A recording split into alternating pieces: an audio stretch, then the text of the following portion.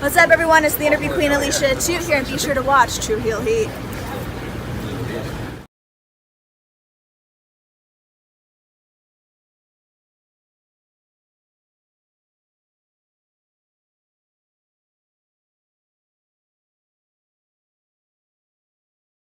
What's going on, everybody? This is your former AEW World Heavyweight Champion. Once a champion, always a champion. Swerve Strickland. Whose house? Swerve's house. You're watching Tru Heel Heat podcast.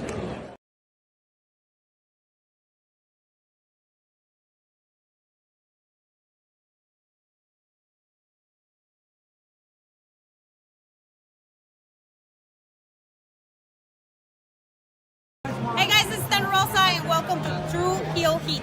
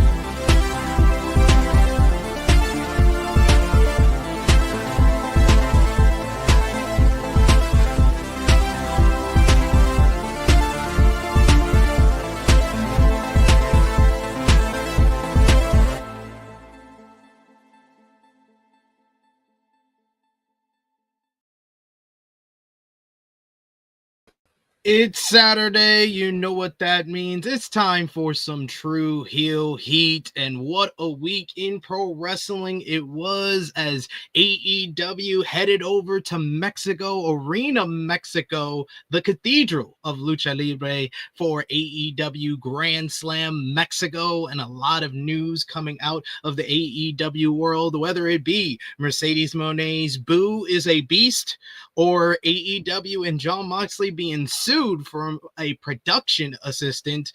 And there's much, much more to talk about from over at all their shows in Arena Mexico this week. Over in WWE, you got John Cena dropping the Pipebomb 2.0 on CM Punk, Goldberg's return, Asuka's return, and much more over there. We're talking CMLL, we're talking New Japan, we're talking STARDOM on today's show. And we got a very special guest, a returning guest, one of our favorites here, Lyric Wrestling. So let's get to it. The Tru Heel Heat flagship podcast.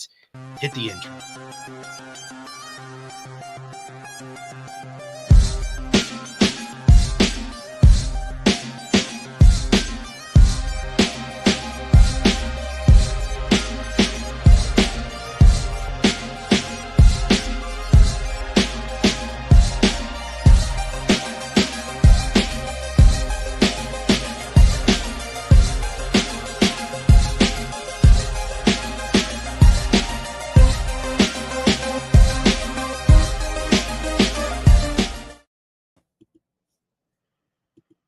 Hello, hello, hello. It is me, your Tru Heel Phenom, SP3. We are live on the Tru Heel Heat YouTube, Facebook, and Twitter for Tru Heel Heat 334, Pipe Bombs and Lucha Takeovers, discussing the latest wrestling news, including AEW taking over Mexico this week, Mercedes Moné's new boo is the Beast Mortos, how Liv Morgan's injury affected WWE Evolution, a recap of this week in wrestling with AEW Grand Slam Mexico featuring Mercedes Moné winning the CMLL World Women's title, CMLL versus AEW/ROH.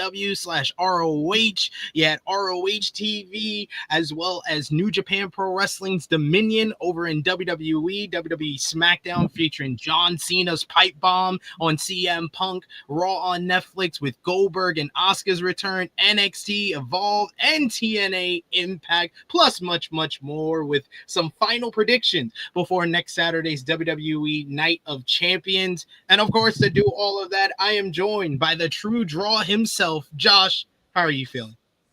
I'm so tired, especially from yesterday, Fanatics Fest. But I'm here. I'm not gonna complain. And we can't complain because we got one of our favorites back with us. One of my favorite podcasts this year was having her on after Revolution, where we had a very, very deep debate about what match could possibly main event an AEW pay-per-view. And one of the matches we did mention is going to be on the next big show. So a great time to have her back on the show. She does great work all over the place. All the Dynamite reviews she does, her written work is amazing, and one of the most knowledgeable wrestling fans out there when it comes to Joshi, women's wrestling, and around the world. Lyric is back. How are you doing? I'm good. I'm also very tired. I stayed up to watch quite a bit of wrestling last night, but it was worth it. Really good stuff. So really happy to be here. Thanks for inviting me once again.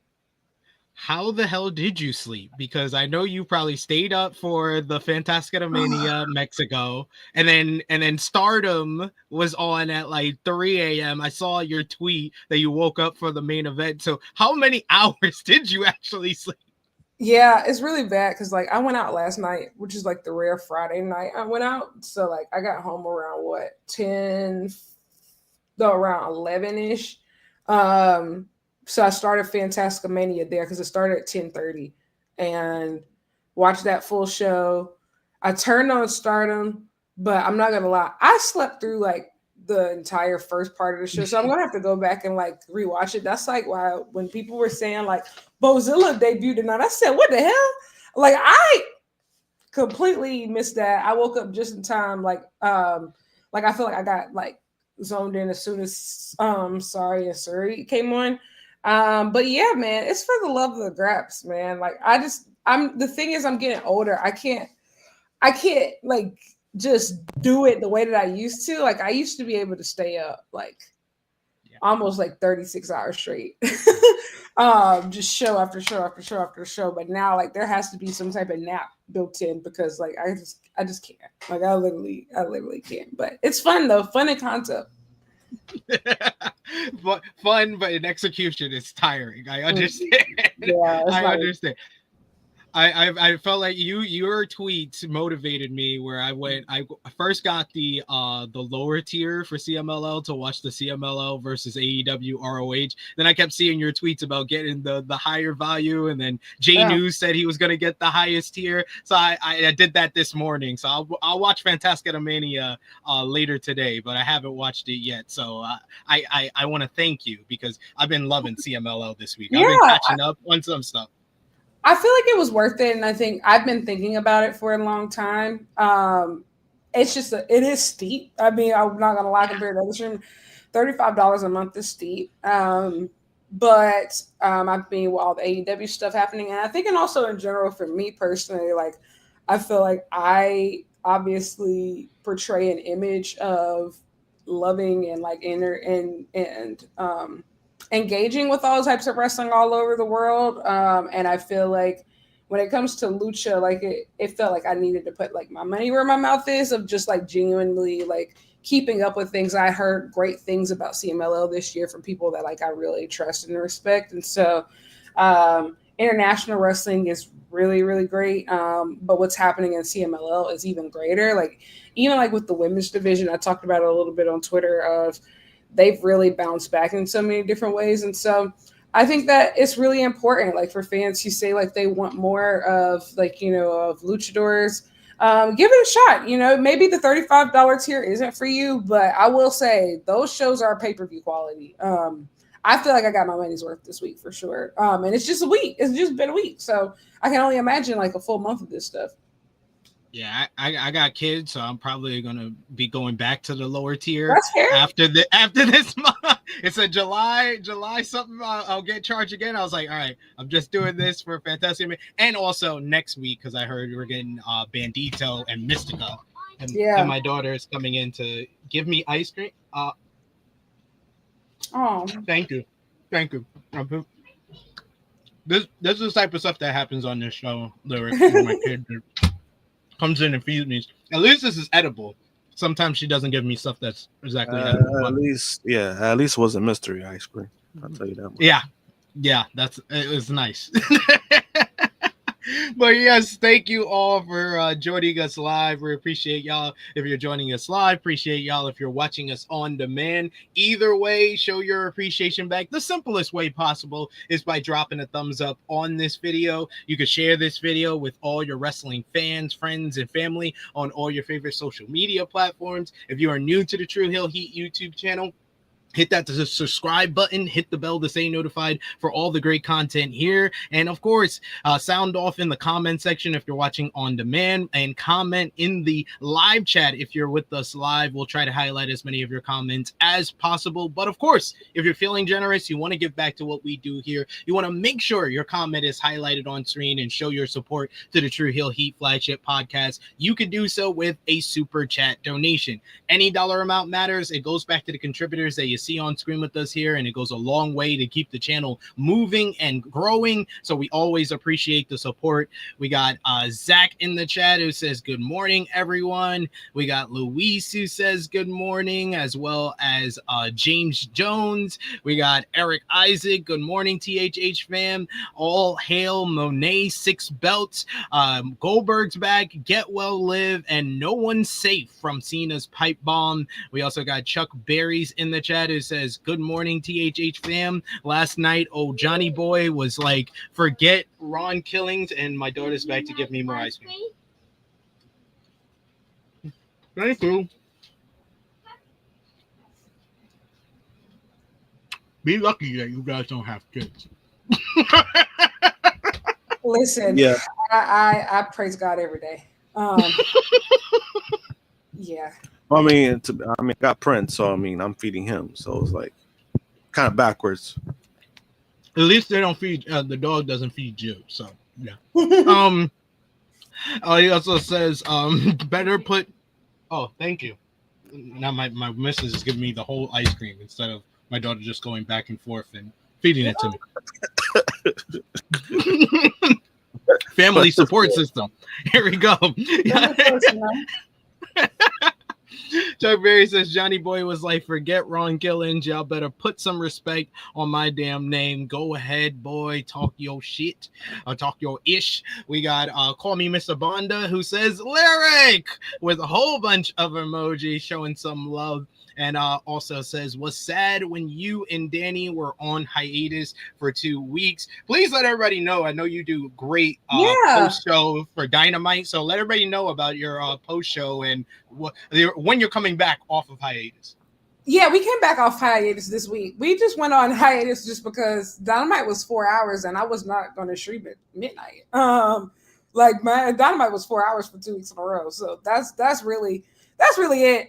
We came back last week, this past week for Grand Slam Mexico, but we're back on my YouTube channel, just my first and last name at Lyric Swinton, the Dynamite Diaries, and so and we are both going to be at All In Texas, which is really cool. So we are all in, folks. So if you're in the building, if you see us around anytime that weekend, please say hello. Y'all in there. We also got Davion. He says, good morning, everybody. We got I Make Beats, happy weekend. We also got Terrence Sullivan, good morning, everyone, as well as Greg Carter II. We also got Volop who says, I'm glad y'all don't stream on high bit rate, stuck on mobile internet with internet lines down. I'm sorry to hear that, good star. I'm sorry to hear that. We also got Sharik who says that milk about to spoil SP3. No, don't worry. I will find my breaks where I'll be able to eat some of that more. So But yes, we got to talk about some pro wrestling from this week. But first, we want to shout out everyone who's supporting us across social media and our Patreon group page with our Tru Heel roll call, our Tru Heel Trinity, our top 3 conversation starters over on Facebook. You got Joe Bellini, you got the Vegas Bad Boys of Podcasting, and Stewie John Palmer. Our Patreon backers, you got Volub, you got Negro Buck Nick Jackson, Professor Chris, Trey, Robert, Steve, Ladarius, John Martin, Dolores, James, Allen, Santo, and Justin Rich. Thank you so much for supporting us over at patreon.com/Tru Heel Heat, where right now we got our exclusive rewatch series where me and Jimmy Macaram are rewatching every Okada versus Omega matchup ahead of All In Texas. Jimmy has now watched the second and third match for the first time, and he was very high on the second matchup. He loved the third matchup as well. So it's been a lot of fun, and we got one more to complete the quadrilogy. But let's talk about some AEW, in fact, and let's talk about AEW Grand Slam Mexico from this past Wednesday. Did huge numbers in the ratings, 736,000 viewers, a high for 2025 for AEW this year, their highest overall viewership since last summer, pretty much. The show featured Hangman Adam Page coming out here and being our best Spanish teacher ever, kicking off the broadcast and to cut a great promo in full Spanish, vowing to come back to kick Jon Moxley's ass after the main event. Later in the show, in that main event, you had Moxley, Willa Yuta, the Beast Mortos, and the Young Bucks defeated Swerve Strickland, Will Ospreay, Samoa Joe, Katsuyori Shibata, and Powerhouse Hobbs in an excellent 10-man tag team main event, with Moxley pinning Swerve. Post-match, Mox and the Bucks jumped Swerve until an unlikely hero came, as Hangman Adam Page inadvertently came out to make the save for Swerve Strickland to kick Jon Moxley's ass. He went for a buckshot lariat on his All In Texas opponent, but Moxley moved and he wound up hitting Matthew Jackson of the Young Bucks instead, before the baby faces ran off the rest of the heels and celebrated to close the show in Arena Mexico. But great ending to the show.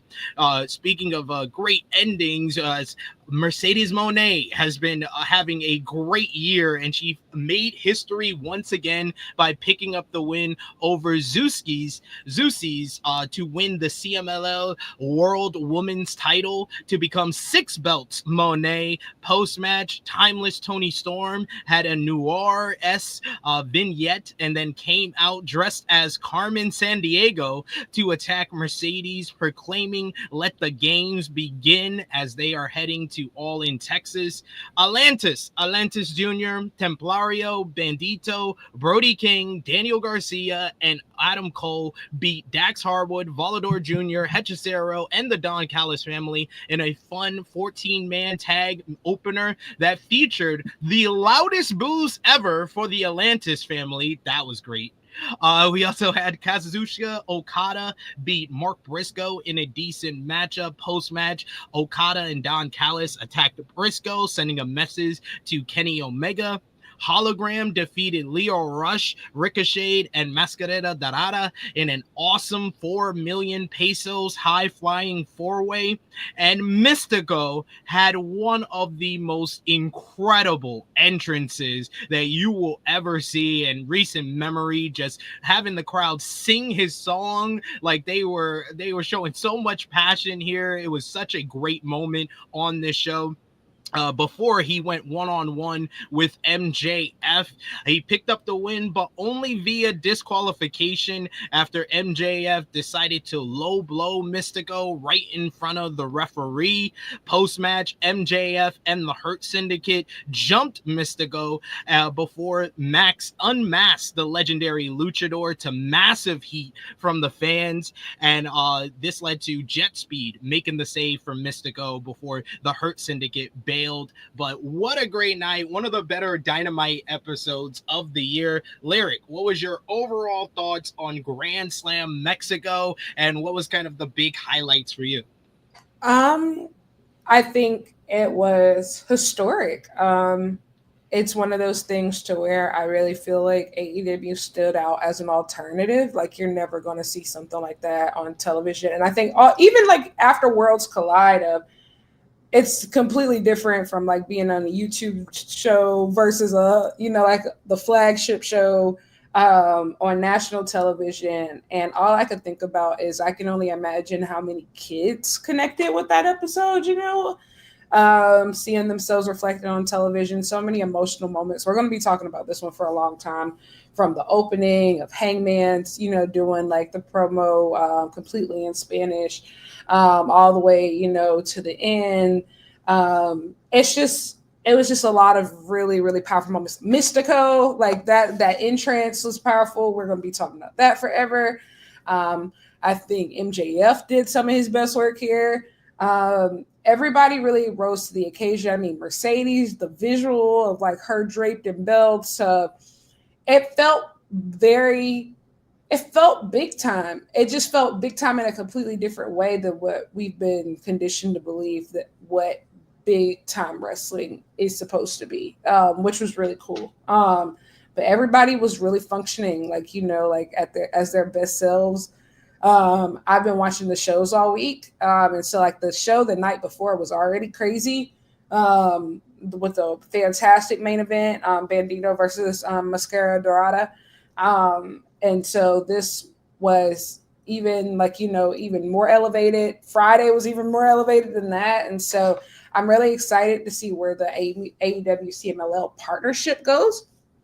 And I really hope that there's a representation at All In. I said at the beginning of the year, I said AEW, when it comes to selling tickets for All In, and just putting the show together, luchadors were going to be like their best secret weapon. And so it was going to be really important to invest in those Spanish-speaking audiences, and really invest in, Latino fans. And this was proof of what can happen when you actually do so. So I was really, really, really, really, really proud to be a wrestling fan to witness that. It was really special. Yeah, you mentioned, I thought that this was the best that MJF has looked since like probably Revolution with his match with Hangman Adam Page. But as far as like effective heel work, this is like the best he's been all year.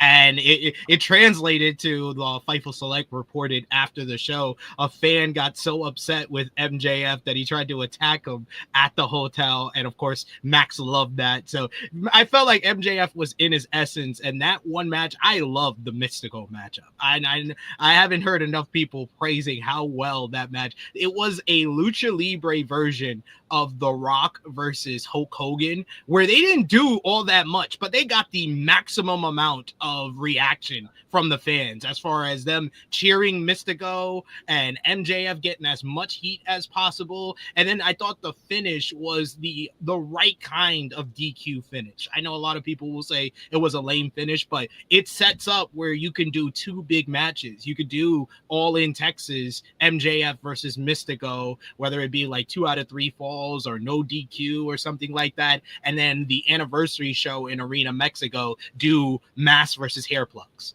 100%. Yeah, I agree. I think also too of one thing about this show that I think was so interesting, what I loved about it, but I can see how some people didn't like it as much, is because Grand Slam Mexico was very much so catered towards the Arena Mexico audience. It was not I think sometimes you'll see like companies, they'll go on venues, but they'll create shows that are more dedicated to their base at home. And like the MJF Mystico match was a really, really good example of the way that Max does his character storytelling and everything. That was very much in tune to what I think that audience is looking for in a heel. It was like, I feel like from the big shows that I've always watched in Arena Mexico, I think that they are much more beholden to those traditional heel versus face dynamics.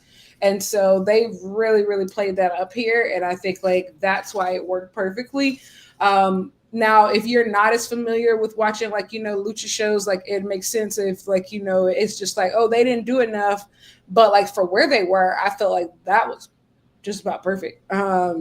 I think, and like you said, it definitely does open the door for something bigger down the line. And I think honestly, it allowed MJF to prove his worth in a lot of ways. I think you have these guys like Swerve and Ospreay and Hangman right now. Even like, Omega, Okada, who are proving themselves to be like these top guy assets anywhere that they go. And I think this really puts MJF in a position, even to down to, I think, hopefully having a rematch at All In. This is something that he can do that none of these other guys can do. This is something this is where he adds value in a way that nobody else is able to add value in that specific way. And so I think like this has been a really, really clarifying run for him about what is his role in the company going forward. And what value does he have, especially in a growingly collaborative era with like, international partners, like we've never seen him in Japan, but honestly, like, he's really thrived whenever he goes into Arena, Mexico. He gets the exact reaction that he's looking for. You can tell that, like, I think he puts a lot of thought, into his character work when he goes over there, which I think is often the criticism of him is that he's lazy sometimes. But you can tell that he's putting a lot of genuine thought into what he's doing. And I think even too, this is one of those rare moments in recent weeks where he's gotten like shine independent of the Hurt Syndicate stuff, just because he's kind of like just been in the middle of that. So this was a really, really good clarifying experience for him going forward too. That USA bodysuit though, A+, one of his best gear ever. Man. Crazy. Diabolical. I want to know what are you telling your gear maker? Like insane. Josh, what did you think about AEW Grand Slam Mexico? I enjoyed it a lot. It was a different feel, different feel, different environment. The Mexican crowd was hot all night, and this is one of the things that I noticed too, and this is with like a lot of fan bases, right?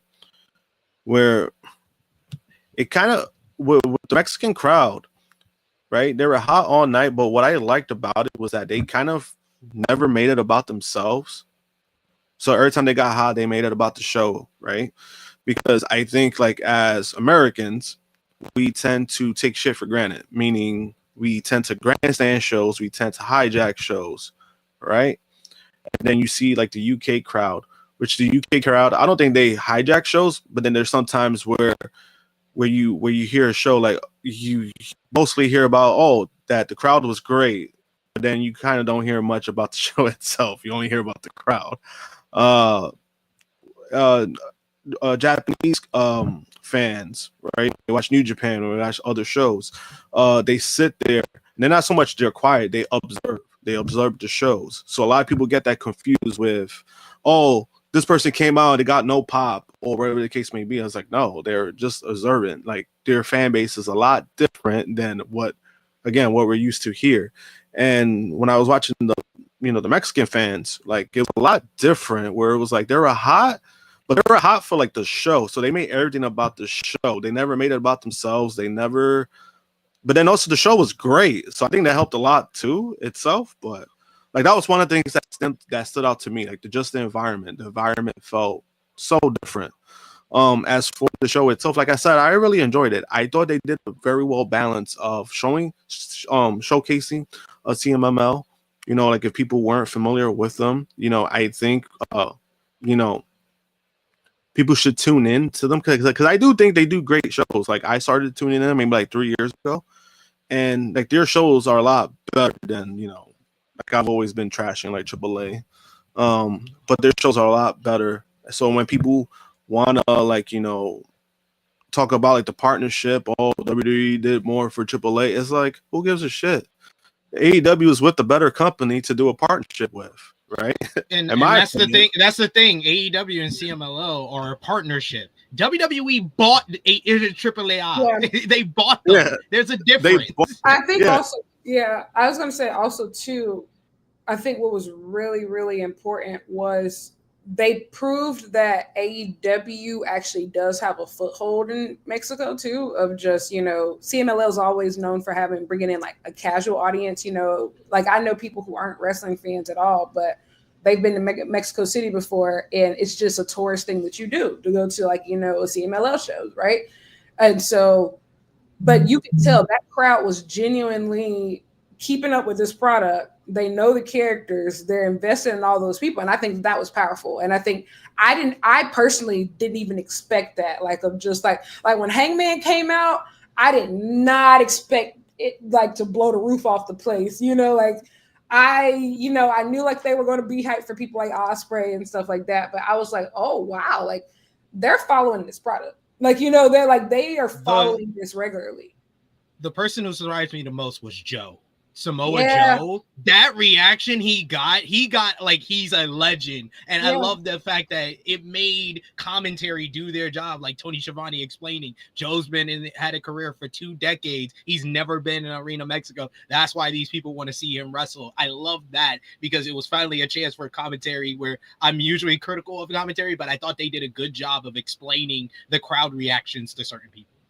I'll give it to them when it comes to that, because even like the Atlantis Jr. thing, a lot of people did not understand like what was going on. They're like, damn, they're booing them out of the building. So a lot of people didn't know like why or like what's going on, right?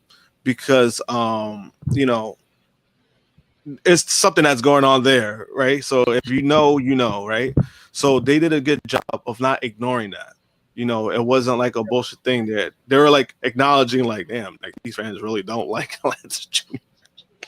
He's the Roman Reigns of CMLL. Yeah, like that's what I like. It was funny. It was funny. Yeah, it was. Shoto Umino is a good shout. Shoto Umino is a good shout as well. Yeah, it was like too funny when I was watching that. I was like, yo, every time they got in, and they just kept booing. So I thought that was great. And then obviously the Mexico like entrance, like wow.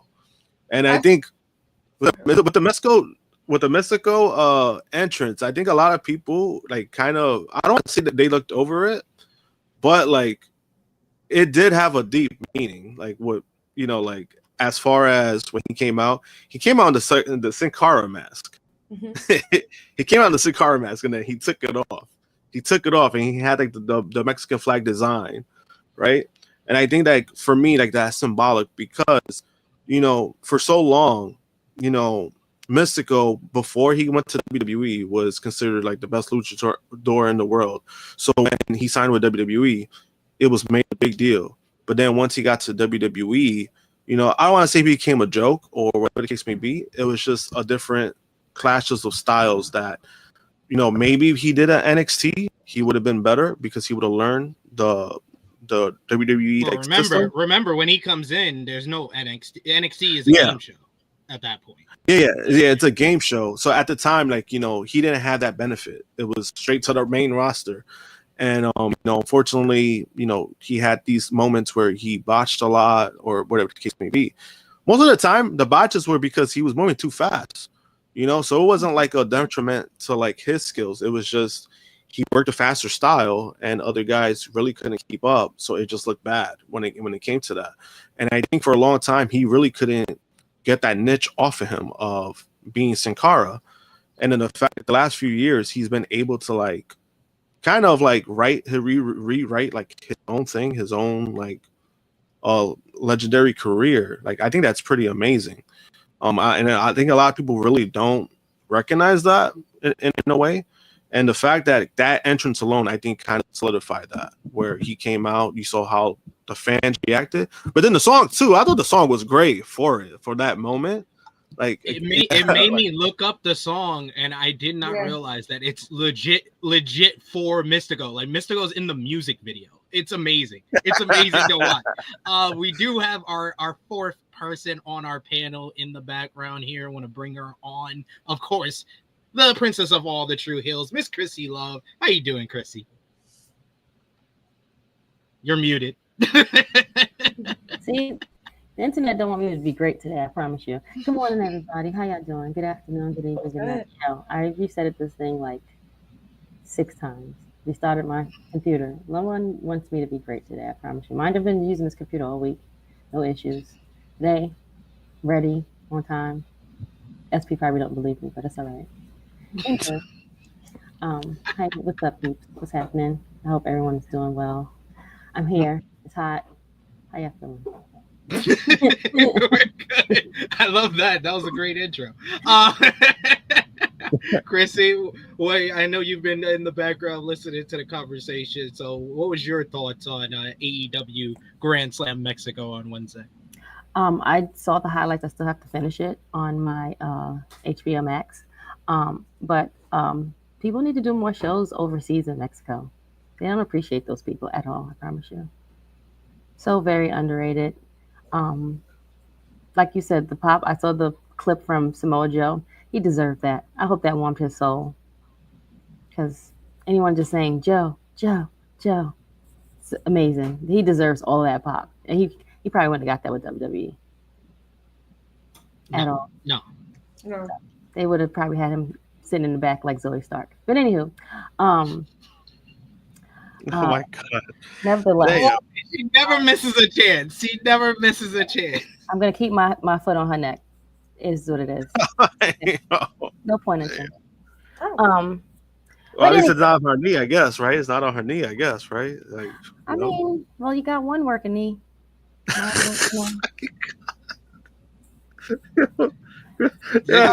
Man, the internet got her feeling a certain way. She wasted no time before doing that.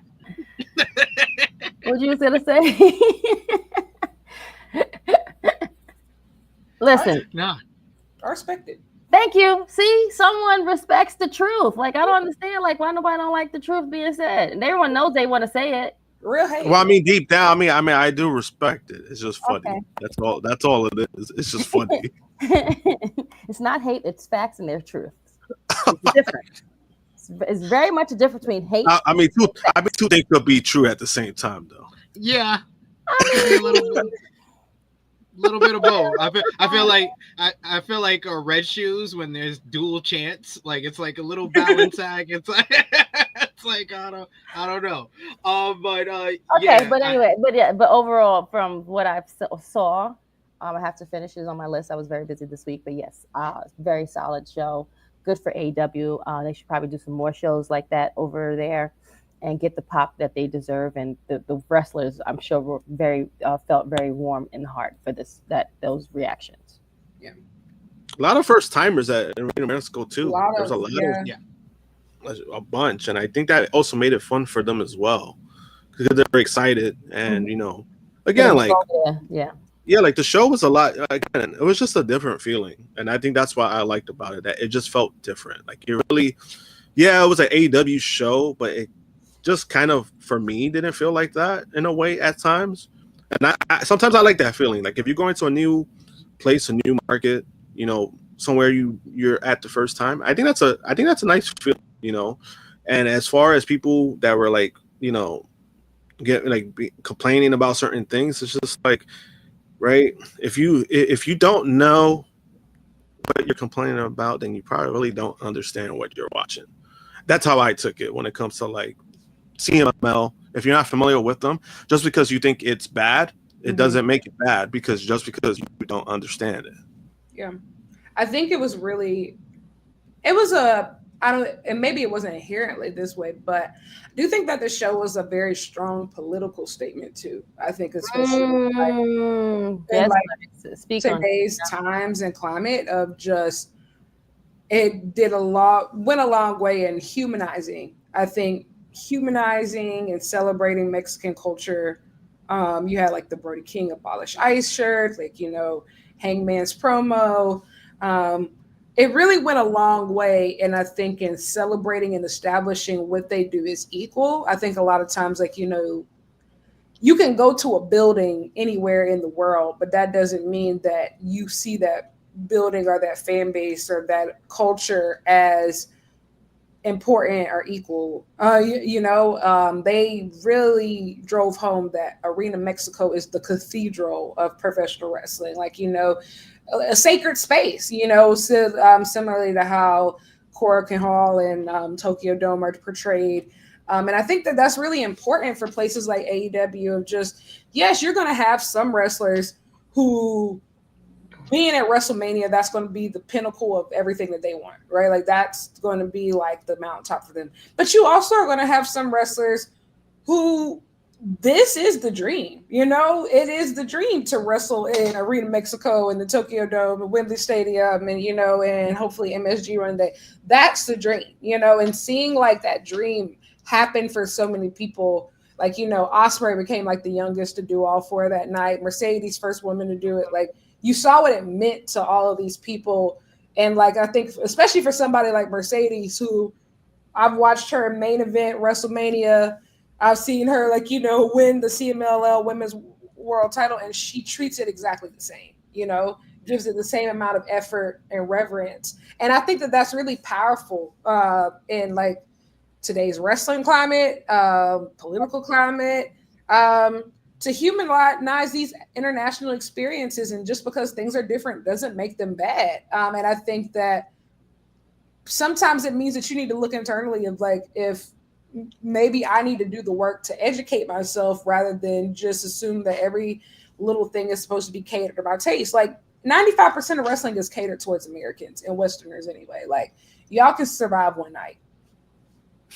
It's true. It's true. And you brought up Mercedes. I wanted to ask you, like, what have you thought about the kind of the discourse from the kind of like the people that are not too much fans of Mercedes? Like I've seen it even in the chat. I know Josh had to respond to it, and it's here. Like Aubrey says, Mercedes burying the women's division. Does there nothing for nobody? Cities and building in business for herself. I'm black. She hasn't put anybody over, and I think that it's more of a nuanced conversation than black and white. Like that's kind of the white look at it, and there is the pro Mercedes bunch, but I think it's more of a nuanced conversation because I feel like she has really helped. Despite you don't have to beat somebody to put them over. You do not have to do that. I think that if you think of her just beating people, it's her not putting someone over, then you don't understand wrestling. In my opinion, that's ridiculous. Yeah, it's ridiculous, and it's one of those things where Mercedes, if it wasn't for Mercedes, Stephanie Vaquer doesn't get her dream job. Like let's come on, let's call it like it is. And the reason why I responded because then he started saying, she has creative control. Can we just cut the bullshit when it comes to that? Like, she doesn't have creative control. You're telling me she has creative control for like what, 4 or 5 different companies? Just stop. Stop already. Like, just let them say that they believe in her and this is what they want to ride behind. Why they can't just let people just do that? And this is what they want. They know people are going to come in and fill seats because they want to see her. And why you just can't respect that and love that she can bring people and have people in seats, and she has a product that she's giving to everyone that everyone absolutely loves. Yeah, I think. Go ahead. No, you can go. Okay. No, you could go. You go. I think that Mercedes and what she's doing right now, I think like there's 2 separate arguments, right? Like I think like there's a very valid argument of just like, if we have the TBS title on this person and we're doing a world title match, there's no TBS title match, and we've barely seen other women on television, and there's nothing really announced for the rest of the women's division for All In. And I'm worried because I want to see more women on the card. I do think like that's a completely separate argument. I don't think that has to do anything with Mercedes herself. I think that that's completely on Tony Khan and the booking of the women's division. And that is 100% should be called to the carpet. And I think like that is a big reason why a lot of people did not want, including myself, did not want Tony versus Mercedes to happen at All In. Mercedes is my GOAT. If it was up to me, she would win all the belts. But not until the division is in a strong enough place for everybody else to be able to be doing something meaningful at the same time. But when it comes to Mercedes herself, she is a once in a lifetime type of talent. There's a reason why these places all around the world want their belts on her. She's the type of person, she will take your belt to a red carpet. She will take your belt to a talk show. She will take your belt on national television every single week. And she will actually defend these titles. And it's proof. We saw it from the very moment that she debuted in the Tokyo Dome. Even though people tried to, honestly, it was just Dave, tried to attribute it to Ospreay and Omega, which I think was, obviously a big reason for subs. People signed up that day for New Japan World because they even smelled that Mercedes was going to debut in the Tokyo Dome that night at Wrestle Kingdom 17. And think about how their subscriptions went through the roof. Fast forward to this year. Think about Rev Pro talking about how their subscriptions literally shot through the roof once she started holding the Undisputed British Women's Championship. Look at CMLL, the amount of people who probably subscribed to at least some type of tier of CMLL this week because she was wrestling on Fantastica Mania and Grand Slam Mexico this week. It's tried and true, and she's everybody's measuring stick. Everybody wants to wrestle her, everybody wants to test themselves against her. Think about Harley Cameron and how she was constantly on television after wrestling Mercedes. Think about somebody like Athena. Even if she hasn't been on television, she has been trending every single week ever since that Mercedes match of just people are like, okay, all right, enough is enough. Like, we're not going to validate quietly into the night. And that's another thing about creative control. If Mercedes really had it, Athena would be on TV right now. Like, that's a fact. And also, there's so many different things that would be happening. And women as a whole at AEW are fighting for TV time. Even that match with Zoisis was only 7 minutes. She herself is fighting for for TV time. And half the time she's in backstage segments. So I think that a lot of it is just misogyny, racism, all that stuff. But a lot of it's just ignorance, And I don't think people don't understand. This is revolutionary. We've never really seen a woman belt collector, especially on this larger scale. So the things are happening for the first time. It often scares people who are closed-minded. And I even think about at that time when Kenny was belt collector of how, listen, think about all the ratings and pay-per-view sales that Impact and TNA was getting off his back. AAA, people tuning in to AAA off his back. And you can see what happened after it as direct proof of, the impact he had, because look what happened after he dropped those titles, So this is what S-tier talents do, this is what the greats do. And unfortunately, everybody is not on that level. That's a fact. And the thing is, sometimes in wrestling, you are like sometimes how do I say it? I don't want to say it. You're a victim to somebody else's error. There are going to be some people who, guess what? You ain't going to be able to hold this title right now because we saw it, when Roman was champion, right? Think about how many top baby faces had to, fall down in the process. And honestly, they got way less out of Roman than they ever got out of Mercedes. And that's a fact. And the thing is, it's one thing if she's just holding these belts hostage. She's actively defending them all. She's actively wrestling and defending them all, whether she's booked on AEW or not. And that's something that you can't say for just about any man. So, I don't know. I think at this point, Mercedes, the talking point used to be, oh, this AEW run is a flop. And clearly people can't say that anymore. And clearly she has become just as big of a name as she was a Sasha Banks. And people are really upset about that. That's what it really all comes down to. That's what it really all comes down to. And especially as we get to this time of people thought that it's going to be a flash in the pan. There's a really good chance she renews. There's a really good chance she stays. And that's really, really, really going to shake the table. And the people just aren't ready for that. And I wish they would just be honest about it. they're gonna be even more upset about that. And I saw some people like making it more. And I like the fact that you said that it's all the things. It's misogyny, it's racism, because people wanted to make it just about race, because they were like, oh, did y'all complain about this when Kenny Omega was belt collecting? I was like, I'm pretty sure most of the people that I've seen complain about Mercedes are the same people that were complaining about Kenny Omega. It's really those people that are pro WWE that are the loudest of the complainers. So they complained about Kenny Omega doing it. They complained about Mercedes doing the belt collecting thing, but you didn't hear a peep from them when Roman Reigns had both world titles and was gone for half of the year. You did not hear a peep from them. So it's all the things. It's tribalism. It's racism, it's misogyny, the list goes on and on. That's why I said it's more of a nuanced conversation, and I like the fact we were all able to kind of give our viewpoint on it, even in the chat. So had to bring that up because Mercedes was in the news for not just winning titles, but for winning hearts, because she has announced that she is a new relationship in her life, as Mercedes Mone and the Beast Mortos are reportedly involved romantically.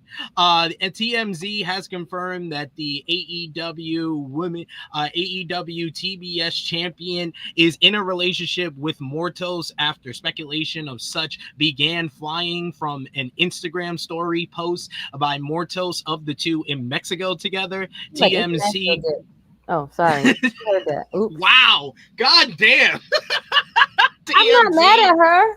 She don't know how to lose, man. Right, that's what I'm saying. Like, let her win. Like, she has no idea how to lose at this point. It's just that's what I'm saying. Like, she want to be outside and she want to have fun, and that's why you get you that international dick, sis. I'm a very rich bitch. Very rich. That's a quote. TMZ confirmed with Mone that the two are dating and described it as a Beauty and the Beast situation in real life. No word on how long the two have been involved romantically. Monet finalized her divorce from Sarath Tan last year after years of separation. So congratulations to the new couple. But also, the Beast Mortos got to check something off his bucket list, as he was a last-minute replacement for the main event of AEW Grand Slam Mexico, replacing Claudio Castagnoli. It was his first matchup in Arena Mexico in 14 years, as he wrestled there in 2011. Fightful Select reports that Tony Khan personally went to Salvador Lorot Lemine and asked for permission to use Mortos. The company was forced to make changes as they were unable to use Cash Wheeler and Claudio Castagnoli due to travel issues. CMLL was said to be, quote-unquote, very accommodating. Since debuting in AEW in 2024, the Beast Mortos has competed across both AEW and Ring of Honor, often appearing in trios and high-stakes singles bouts. He initially gained attention through his rivalry with Mark Briscoe, including a title challenge in Ring of Honor. Later in 2024, Mortos joined forces with Rush and Dralistico as a revamped La Faction Ingobernable, and marking a shift toward faction-based storylines. He's headlined a major event in the fall, and he was in a 2 out of 3 falls matchup with Hologram, but came up short there. In 2025, Mortos has maintained a regular presence on AEW programming, primarily in multi-man matches, including that 10-man tag on AEW Grand Slam Mexico, where he picked up the win. But yeah, it's been a big week for Mortos, a big week for Mercedes. What do you think about the fact that TMZ is covering Mercedes Moné's love life now? I think that kind of attests to what you were saying before, Lyric, that Mercedes kind of star power is showing in the fact that you have places like that covering her love life. Absolutely. I think, well, they covered the divorce too. But I think what was really interesting about this was that a lot of times, I remember when she first left, they would put like, oh, the former Sasha Banks or the former Sasha Banks. It was just Mercedes in the title. Honestly, they didn't even put the word Sasha Banks until a little further down in the article, which I think is very powerful that she's built that name, that that name recognition and value for herself. It's super powerful, because let's just be honest, especially nowadays, I think even looking at the Mariah May stuff of people aren't able to retain that, a lot these days of like their own name, image, likeness, like, the rights to their intellectual property, especially coming in and out of WWE specifically. And so it's really powerful that she's been able to do that on her own. And even if you looked at the engagement that day, like I looked through all the articles that TMZ posted that day, that was the third highest engagement for anything they posted all day. Second only to R. Kelly getting poisoned in jail. And the Tyler Perry suit, sorry. Oh, no fault, y'all. I didn't know that first part. That's probably like, what the fuck? And the Tyler Perry lawsuit announcement. Yeah. But she was right, and it was very close. Like I would have said like that. I think at that time the R. Kelly thing had about like 1K likes, and the Tyler Perry suit had around 900-ish, and Mercedes was about like I think 860 last when I checked that day. Mm-hmm. So like it's pretty close, Now could part of that be because wrestling fans are chronically online? Well, yes. But I think wrestling fans kind of already knew about it. I think that's the story to take out of it. This, not like the actual relationship itself. It's the fact that people care about what she's doing in her own name and her own capacity, and they're labeling her AEW star. Whether you like it or not, things are definitely changing. And evolving, and not even just for her. I think I've seen starting to see things here and there for like other people in AEW as well. But obviously, I would say she's probably like the most recognizable of a lot of these people. But yeah, I'm really happy for her. And I'm really happy. I am just very, very happy to see her build the life that she wants. Because I think a lot of times, especially for women in wrestling in all capacities, you often have to take the life that you're given to be a part of this in any type of capacity. That goes for the wrestlers, that goes for the people behind the scenes, that goes for media. You really have to, a lot of times, you really just have to take whatever scraps are handed to you just for the sake of saying that you were at the table. And so to see her just be able to create and build the life she wants, especially after so many people told her she couldn't have it, and still are telling her she can't have it. You can't do this, and to continue to do it. I think it's just powerful and it's inspiring, especially as somebody who's been watching her since I was a teenager. It's a big deal especially for a lot of female fans, what she's been able to do, especially outside of the big machine that is WWE. I think that even her wildest dreams that she had, I don't think it even pales in comparison to the reality that she's living in the past 2-3 years since she left WWE, and in the way she left WWE. I think also too, just let's just be realistic. If she went back to WWE right now, what would she do, and would it come close to any of this? No.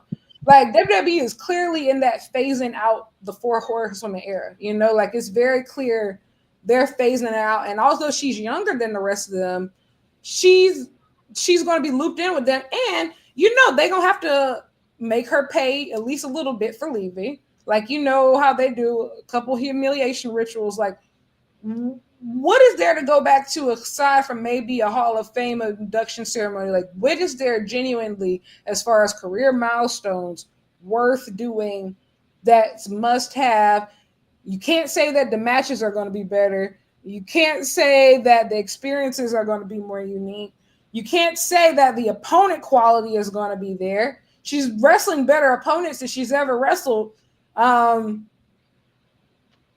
And outside of a Rhea Ripley and maybe Julia, she's faced everybody who's a top female star in WWE. And they would have no intentions of her actually beating either maybe Julia, but she's not beating Rhea. They gonna have her looking up at the lights for Tiff Strat. 1, 2, 3. Okay. They gonna have her looking up at the lights for Lyra. Yep. They're gonna have her putting everybody over, and we're gonna do it again and again and again. Like, and she knows how it goes. She knows how it goes. They're gonna put her and Naomi in a tag team, her and Bailey in a tag team, and be like, oh my God, they're gonna feed you nostalgia. Like, you know, and I think that she's too young to go backwards, at least right now, but especially right now. And I think women's wrestling needs Mercedes too badly for her to go back to WWE. At least right now. Think about how many people have been showcased. Think about how many people have found new favorite wrestlers, new favorite wrestling styles because of this run. You know, I started doing content right after Mercedes debuted in the Tokyo Dome and did completely alternative international wrestling. That's not possible if she doesn't go, especially for Black women. Like, she opened doors for so many different people. And I'm not saying those doors close if she leaves, but women's wrestling is still too fragile. Like, you know, 2 to 3 years of work is not going to be enough. Like, it has to be consistent, and it can't all fall on her shoulders too. I think we need other women to really step up and take that call. And we've seen it, like, you know, like I think the Tony Storms and Athenas of the world, and, you know, other people, like, you know, do things in their own way. But the revolution is not going to be fought in Evolve or WWID or wrestling. Like, you know, when we say like, you know, indie dates, we're not talking about reality of wrestling, bro. Like, we're not talking about, like, you know, yeah, let's go wrestle Nikita Lyons. Hell no. What are we talking about? Oh, MAGA Lions? Yeah. Well, what are we talking about? Thick Cheney. Come on, y'all. I love that. See, and yeah, Thick Cheney. My favorite one is George BBW Bush. That's my favorite one. My thing is just we talking about lifting people up. Like, lift these girls up who are hungry. Like, you know, like, those are the type of people who need those opportunities. Catalina last night, oh my God, talking about stepping up to the ball. Billy Starks, you know, like, these type of people. We're not like, what are we saying? Y'all want my goat out there wrestling Nikita Lyons? Terrible. And she always be doing too damn much. I'm like, see, this is why I can't stand her. Well, we got a good question here from Thought Pillow. Thank you so much for the super chat donation first. And he writes, while we're on the Mercedes topic, I saw a tweet saying she's arguably the most influential wrestler of the past 10 years due to the Brooklyn match with Bailey, Hell in a Cell, first Hell in a Cell women's matchup with Charlotte, the Mania main event with Bianca Belair, and all the New Japan Pro Wrestling main events. Do y'all agree? Krssi, what do you think? I'm gonna say yes, absolutely. Put respect on her name. She left the big times, and she was like, "No, I'm gonna bet on myself. I'm not gonna deal with y'all bullshit, these fake ass tag belts. I'm gonna do something else, and I'm gonna bet on me." And she's been doing great, and she ain't never looked back ever since. So I say yes. I'd say I'm not sure if I'd say she's like the number one. Definitely the most influential female wrestler, easily. The only reason why I wouldn't say overall is because I think I'd put Kenny Omega there. Like, you know, like, I think. Oh, I thought we were just talking about females, not like you know, like I'm thinking talking females, not like over the men. Oh yeah, definitely not. She's definitely not over all the men. I put Omega and Ospreay in the second before her. I put Ospreay, not Ospreay. I put Kenny Omega and Jon Moxley, and I think just because Mox in 2019, if he doesn't leave when he does, I don't think a lot of this is possible, you know? And like, to do New Japan and AEW at the same time, do the G1 while AEW is a fresh new product on television, you know, leaving WWE when he did, like, you know, as high as he was, you know, in the company at that time. And I think really essentially creating that forbidden door concept. And then obviously you have like Omega, the Elite, the formation of AEW, like, you know, and the Omega Okada series, the Omega Jericho match, which really like sets the table for, you know, what AEW comes to be. But I don't think that these gaps are far apart, you know, especially when you think about Mercedes specifically, when, how do I say, I don't want to like, and there's been a lot of conversations about influence, especially about like, I don't know, with like this Bella's interview and a whole bunch of things, but the truth is, never mind. I don't think that women's wrestling in North America was ever taught to aspire for much. You know, like I think we call certain things trailblazers and legendary, and they can be considered that in certain contexts as far as like getting, you know, the WWE in front of a different audience, bringing more women into the fold via reality television, right? Of growing that type of popularity in mainstream audiences and red carpets and things like that. And I completely agree. Like that is trailblazing in that regard. But when it comes to the actual wrestling of it all, women's wrestling was never taught and here to aspire to much. Mercedes created, maintained, and elevated a completely new standard for North American women's wrestling. You know, and I think like you see it in people like Billy Starks, who grew up watching Ring of Honor and, you know, all these other promotions just as much as she did WWE. Or you see it in like some of these people of being able, even like Willow and Athena, they talk about like watching Japanese wrestling and like she created a subgenre essentially of like, you know, of what women wrestlers can want to be, you know, and the heights and goals that they can aspire for themselves. And to do that less than a decade out from the last bra and panties match, that's powerful. Like, and that's just true. Like to be able to be a part of changing that conversation, like within like a 10-year span, especially at 23 years old at the time, that's unprecedented. And we'll probably never see the likes of it ever again.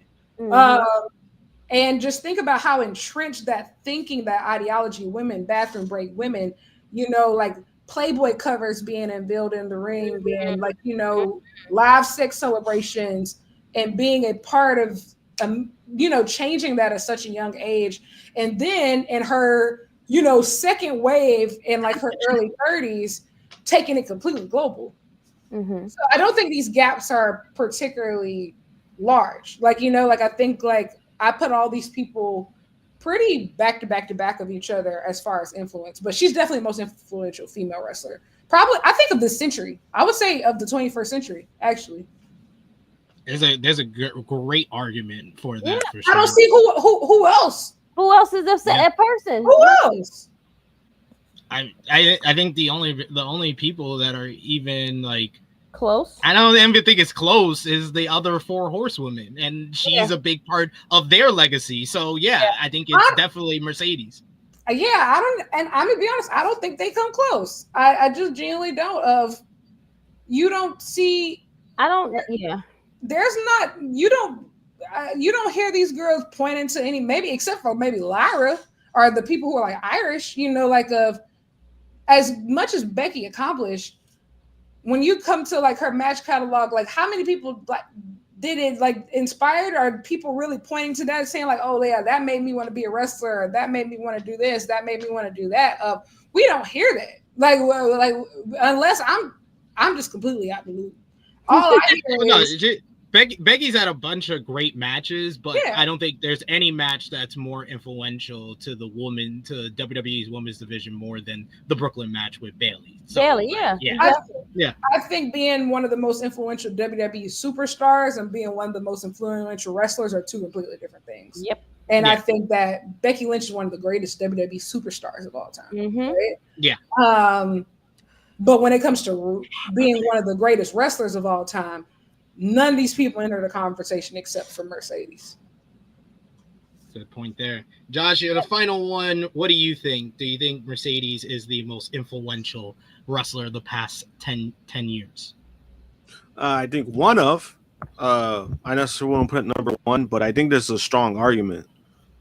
Just because of the things that she's accomplished and a lot of firsts, right? With WWE, right? She was the first, her and Bianca, first two black women to main event WrestleMania. Hell in a Cell, when it came to that, the first two women to have a match in Hell in a Cell, she was involved.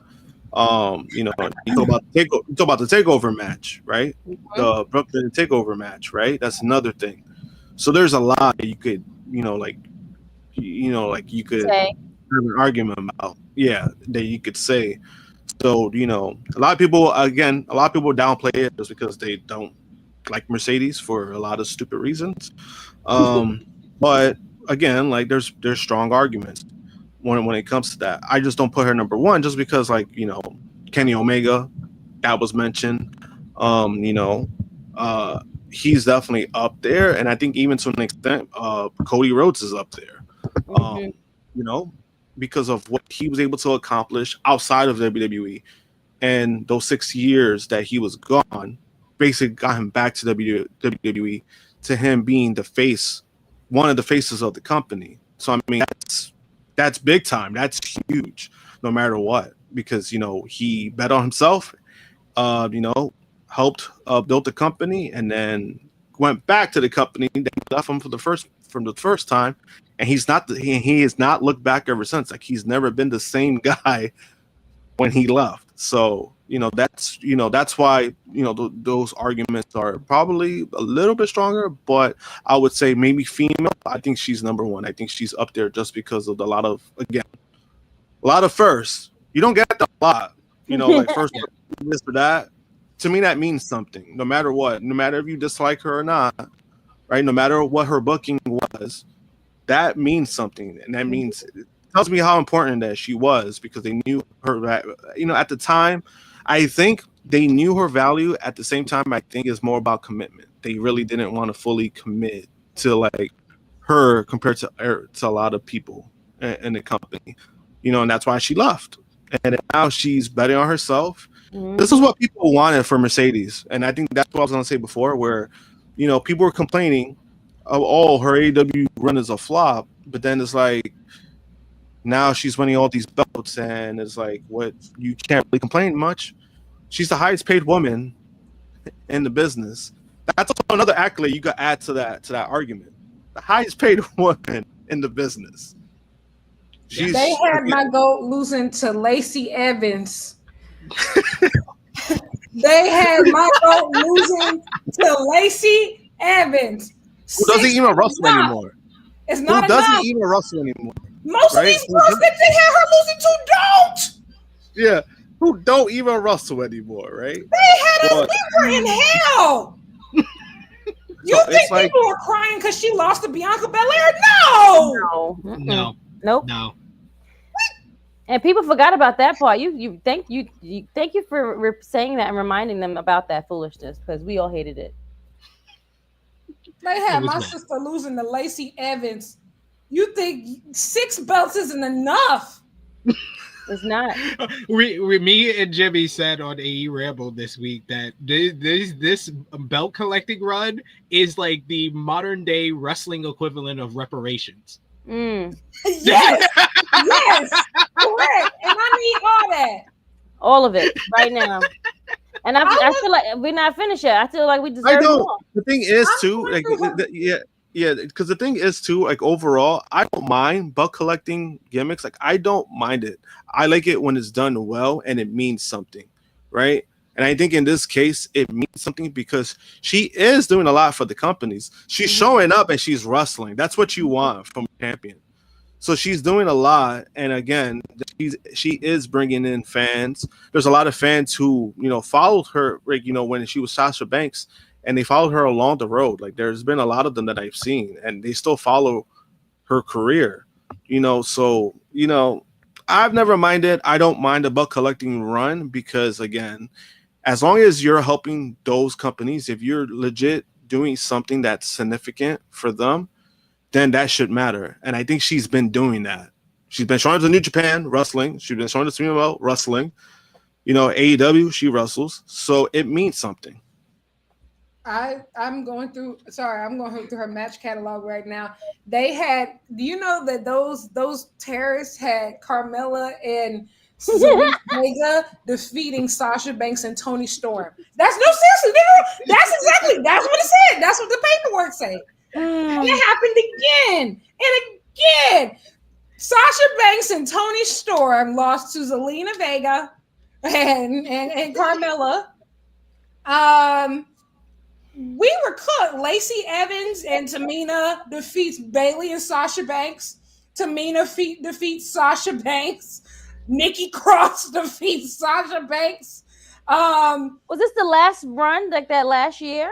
Oh, well, some of like that 2021. It sounds like 2021, 2022. Yeah, I'm going 2022, and I'm just keep going backwards. I'm going backwards.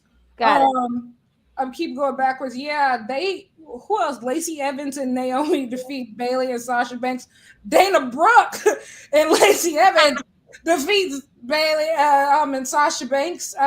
Alexa Bliss and Nikki Cross defeats Bailey and Sasha Banks. Nikki Cross again defeats Sasha Banks. Becky Lynch beats Sasha Banks 4 times in a row. That'll do it.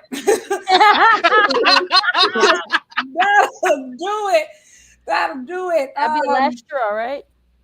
Had my sister in hell. Tamina defeats Sasha Banks. Where else? Yeah, that we were cooked. We were cooked. It's not Nia Jackson, Tamina defeats Bailey and Sasha Banks. Ruby Riott defeated Sasha Banks. Oh my God.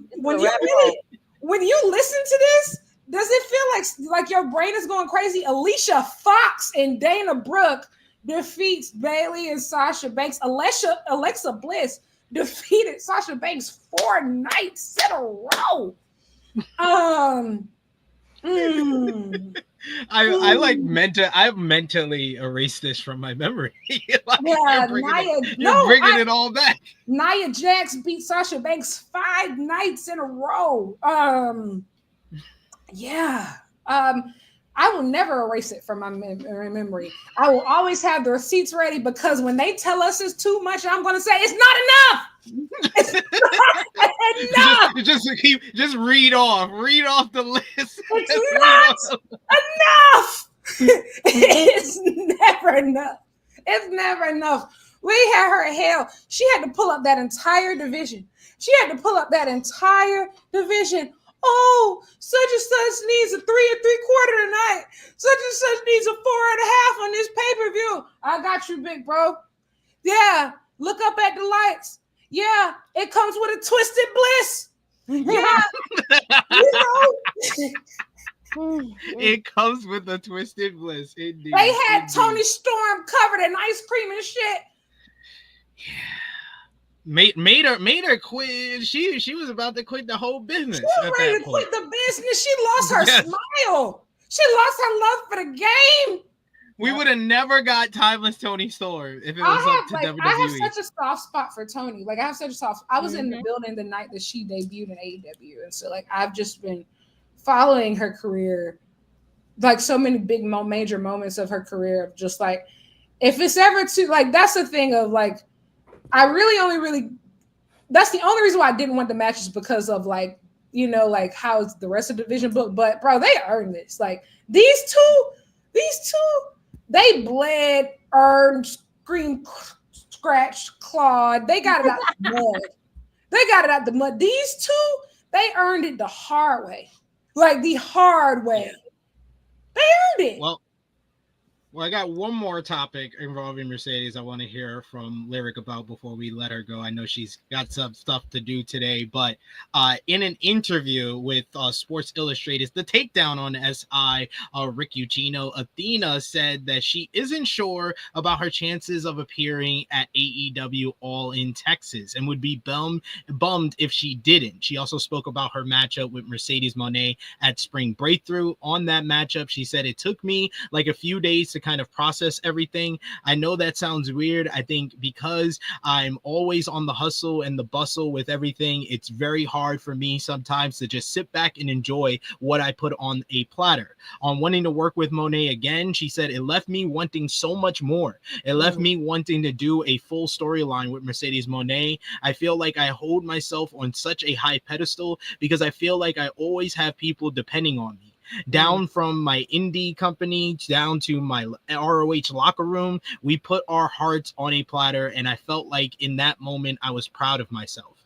On All In Texas, she said, I don't know if that's in my stars. If not, I have a Ring of Honor pay-per-view that I will probably be defending my championship on. You know, I would probably be super bummed out if I wasn't on All In, but honestly, there's still time. This led to a new report from the Wrestling Observer newsletter that stated that Mercedes Moné wanted to lose to Athena during the Owen Hart Cup tournament, building to a rematch between the two in July at All In Texas. Instead, Moné won that match and then won the Owen Hart tournament and will now face Toni Storm at All In. Storm, meanwhile, was initially planned to face Mariah May again at All In Texas, according to Wrestling Observer newsletter. However, May decided to leave AEW and go to WWE instead, where she now wrestles as Blake Monroe on NXT. Athena has since returned to Ring of Honor and was a part of the Global Wars taping in Mexico. It remains to be seen if she will be part of All In next year, although she has expressed interest in doing so. This report, though, was soon debunked by a separate report from Fightful Select that stated that Athena versus Moné was never the plan at all for All In Texas. This Wrestling Observer newsletter report has been refuted by a number of AEW sources. Fightful reports that Mercedes hasn't been opposed to losing to anyone. It just hasn't been broached during the course of the push she's been on. We can't speak to her personal pitches regarding losing to Athena in the Owen, but the plan for Toni Storm versus Mercedes Moné has been on the books and in the cards for All In since last year, even while Mariah May was still champion. Mariah May had informed AEW she'd be leaving in February, but by then AEW had already long had their creative plans for Mercedes versus Toni Storm set. Fightful was told that Mariah May leaving didn't affect those plans whatsoever. It only affected the early discussions as to who Mariah May would face if she was still around. There were early discussions initially for Mariah May to compete in a non-title feud. One source indicated that the plan for Mercedes versus Toni was something that was planned even as far back as a year before this show coming up on July 12th.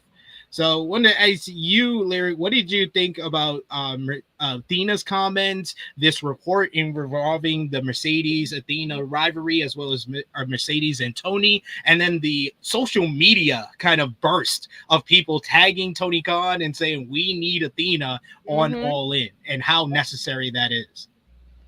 Okay, first, I'm going to be honest, and, like, you know, I'm sure, like, you know, everybody like has their sources, but I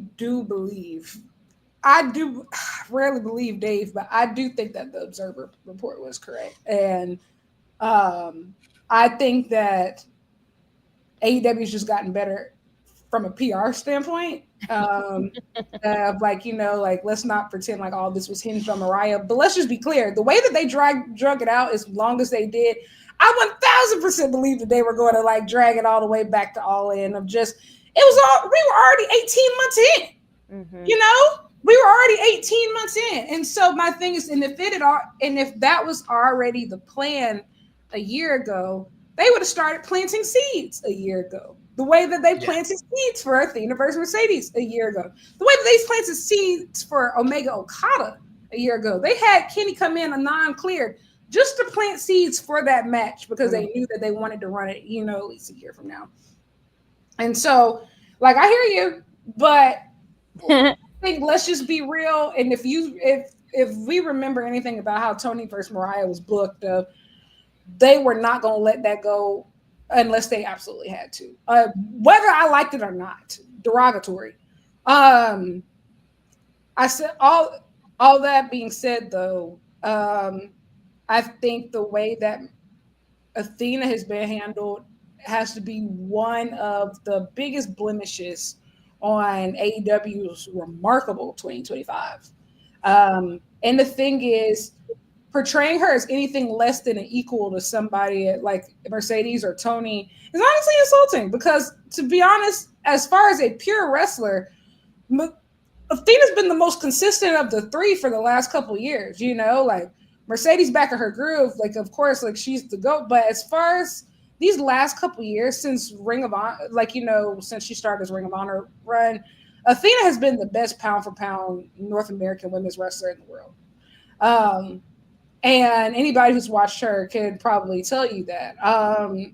And it's, I think, like with other things of when you run a match like Mercedes versus Tony, it's on the company to reassure people, fans, wrestlers alike, that the rest of the division isn't going to be left behind in the process. And their failure to do so is not a reflection on Mercedes. It's not a reflection on Athena. It should follow on the booking. And I think they put Mercedes in a bad position now because people believe that her success has to come at the detriment of others, which isn't true.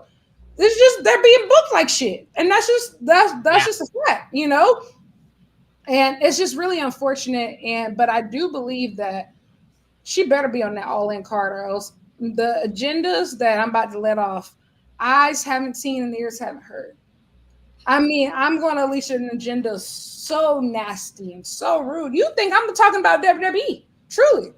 I'm about to talk about you like I talk about them other people. I'm about to talk about you like I talk about them people. And so, yeah, I just think that match was just so special, and there's just so much we could do. And I think that is one thing that I feel like Mercedes has been missing on this run, is because she's been winning so much, is that ability to create like a rivalry you can really sink your teeth into, because rivalries require a bit more give and take, you know, like I lose here, you lose there, let's go back and forth.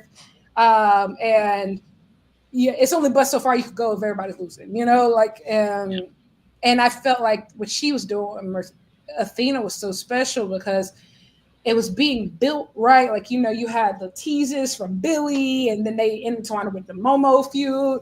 Then Mercedes gets to wrestle Billy. Then we do all these tag matches on Collision, like these preview tags. Like, that's how big matches are typically built. Like, you know, and like, imagine if we had gotten like a full couple months program of that, of them just consistently elevating higher and higher and higher and higher. Like, wow, I think that would have been powerful. And I think you can tell, like, I don't know, like they just made it so hard to really believe that this is a year in advance, because Tony versus Mercedes still feels thrown together. Like, it still feels last minute thrown together, even though she won the Owen tournament, everything. Like, it still feels, and that all falls on the booking. And so I hear Dave, I hear SRS, and I mean, I'll just be honest, from things that I had been hearing before, I had heard, like, you know, obviously Mariah and Tony was the plan, and then, you know, Mariah doesn't renew, and so, like, I figured that they were probably going to go for, like, you know, Tony versus Mercedes just because it was the biggest match. And let's also be real,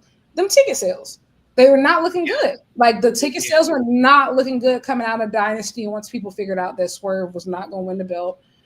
It really all comes down to the Death Riders, honestly. That's what it really comes down to, of they turned people off for so long and they thought that the tickets were going to move. But when they were stuck at 14, 15K forever, they were like, all right, we got to do something. Like, so we're going to run Tony versus Mercedes. We're going to give the Hangman FC what they want finally. I guess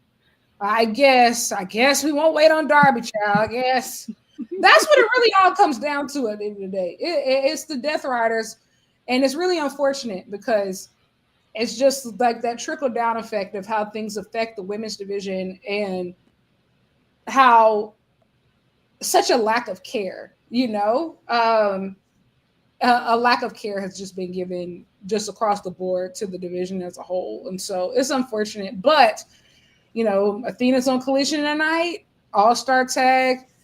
I think that they should honestly do Athena versus Thunder Rosa at All In. For the Ring of Honor Women's Championship. Obviously, you have Super Card of Honor the night before. I get it, but they're both from Texas. They're both actual AEW talent. Do a singles match on the card, and I think that they were building Thekla versus Jamie to be that match on the card, but you know, Jamie's injured, so. Yeah, I think, hey, like, I think that makes sense. Like, Athena deserves a singles match on this card. Like, you know, it would be, I guess, like, you know, if we had to take her in a tag match, cool. If we had to take her in a casino gauntlet, I guess. Yeah, that was my whole date, because you have so many talented women that might miss out on this card. Willow Nightingale, Chris Statlander, Megan Bain. I think that you got to do like a casino gauntlet, because you have the two main titles in this one big matchup at All In Texas. Let's get as many women as possible, and imagine the pop for Athena coming out in the casino gauntlet if they make it how they usually make the casino gauntlet, where we don't know the participants in it, and Athena gets that big pop coming out. I think that would be a great moment for her. Yeah, but I still think it's not enough. Like, you know, like it's not enough. With as much, like, Athena put women's wrestling on her back in a way that didn't have the same attention that Mercedes has gotten, but it's just as powerful, if not more. I think she's putting together her own self-produced women's wrestling show for Metroplex Wrestling. Think about like so many girls like Maya World, London Dior, who are talking about, like, Athena is literally in a gym with them every single week, training with this younger generation. She took Billy Starks under her wing. Look at the talent that she's turned into. As far as doing the hard nitty gritty work of elevating women's wrestling, nobody has done it more at such a thankless and selfless level as Athena. She deserves. She never took her foot off the gas. As long as she's been in ROH, she gives every single performance, whether it's a squash match or it's 20 minutes in the main event, the same level of energy. And a lot of people are not doing that. But a lot of people are never even put in that position in the first place. You know, most people by now, they would have just been phoning it in. She doesn't. You know, she went to Japan for the first time, over impressed. That old face in the Tokyo Dome might be the best she's ever done. Took the fan there. You know, wrestled in Korakuen Hall. Best Declan match in 2-3 years? Absolutely incredible. Like, just best in the world. Best in the world level talent. I even talked about today, like, after Sari versus Suri, with the whole IWGP Women's Championship match, Athena's the only non-Japanese woman qualified to ever hold that belt at this point. Like, she's the only person who would even make sense holding the IWGP title. She's the only person. Only one. Maybe Tony, you know, just because, like, you know, she has a history for it. But, like, it's just a casino gauntlet is not enough. Unless she's going to, like, finally win. I want her to win it. Yeah, I want her to win it as well. Yeah, she's from Texas. She should be the one to win it. But I still think, like, she deserves more than that. And I think her Ring of Honor title reign deserves more than that, of just, if you're going to shackle her with that belt for as long as you have, make it mean something, you know, make it worth something. She put in the work, and she runs Texas. Like, I think she deserves it. That is fair. But thank you so much, Lyric, for joining us. We always love hearing from you and everything, all your knowledge and insight on the world of wrestling. You got the link, just to let you know, you can use that link whenever. You have an open invitation to come back on the show, because we love talking about pro wrestling with you. We want to give you the floor now to let everybody know where they can follow you on social media and what you got going on, written work, podcasting. The floor is yours. Oh my gosh. Well, thank you again for having me. It's always a pleasure. You can find me at Lyric Wrestling on Twitter and Instagram, and you can find me at Lyric Swinton on YouTube.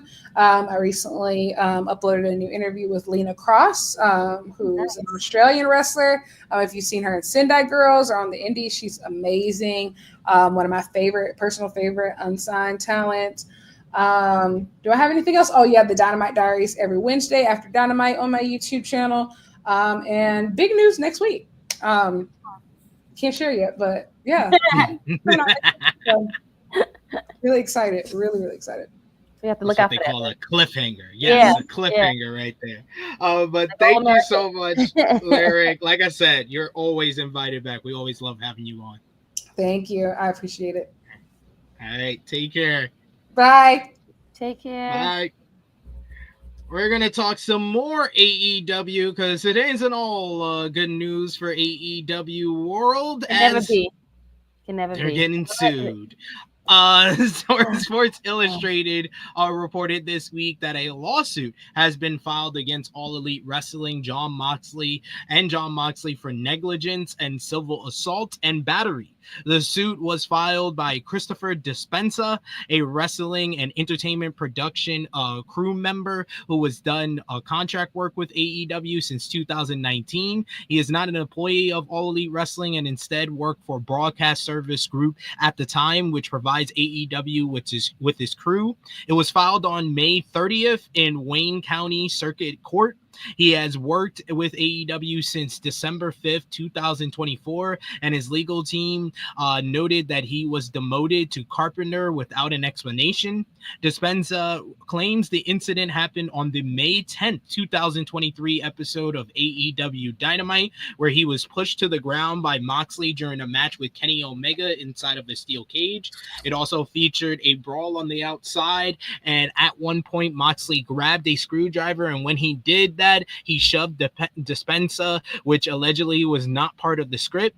Despensa claims that he later needed cervical fusion surgery, shoulder surgery, and treatment for other injuries. His lawyers claim Mox had intent to hurt Despensa, or at a minimum, a complete disregard for whether harm was a result. The lawsuit also claims Moxley had a history of disciplinary issues before this incident involving other people while under AEW's employee, agency, or contractual relationship. It also says that past disciplinary offenses by Moxley include a documented history of unpredictability as well as a lack of control by defendant AEW, all of which were known or should have been known to defendant AEW at the time of this assault. Multiple high-level AEW sources with knowledge of Moxley's history in the company claim that they are unaware of any disciplinary issues with him. They said that he was respected in AEW by both management and talent, and was described as a locker room leader. The lawsuit claims that Mox and AEW are guilty of gross negligence. AEW is also accused of negligence by hiring and training Moxley, and the filing says that AEW should exert reasonable control over its employees, agents, or contracted individuals to ensure the safety of other performers, production crew, and the general audience. Despensa's legal team says that the AEW management knew of the situation, but he never talked about it with them. He claims that he met with Tony Khan and AEW's general counsel, Chris Peck, about full-time employment months later, but admitted that he never talked about his injuries. His lawyers claim that Despensa never filed an official incident report because he had another job he had to return to, but said he talked to about three people that night about being hurt. Those people included Dr. Michael Sampson, Director of Performance Psychology Chris Manzone, and a member of the athletic training staff. Despensa claims Samsa was upset because all stunts or interactions outside of the ring have to be approved by him before they happen. Sampson allegedly asked him to talk to the training staff. Despensa's lawyer said that he was eventually told he wouldn't be treated by AEW's training staff anymore, and the incident was never brought up again. Despensa and Moxley never talked about the incident except briefly after it happened.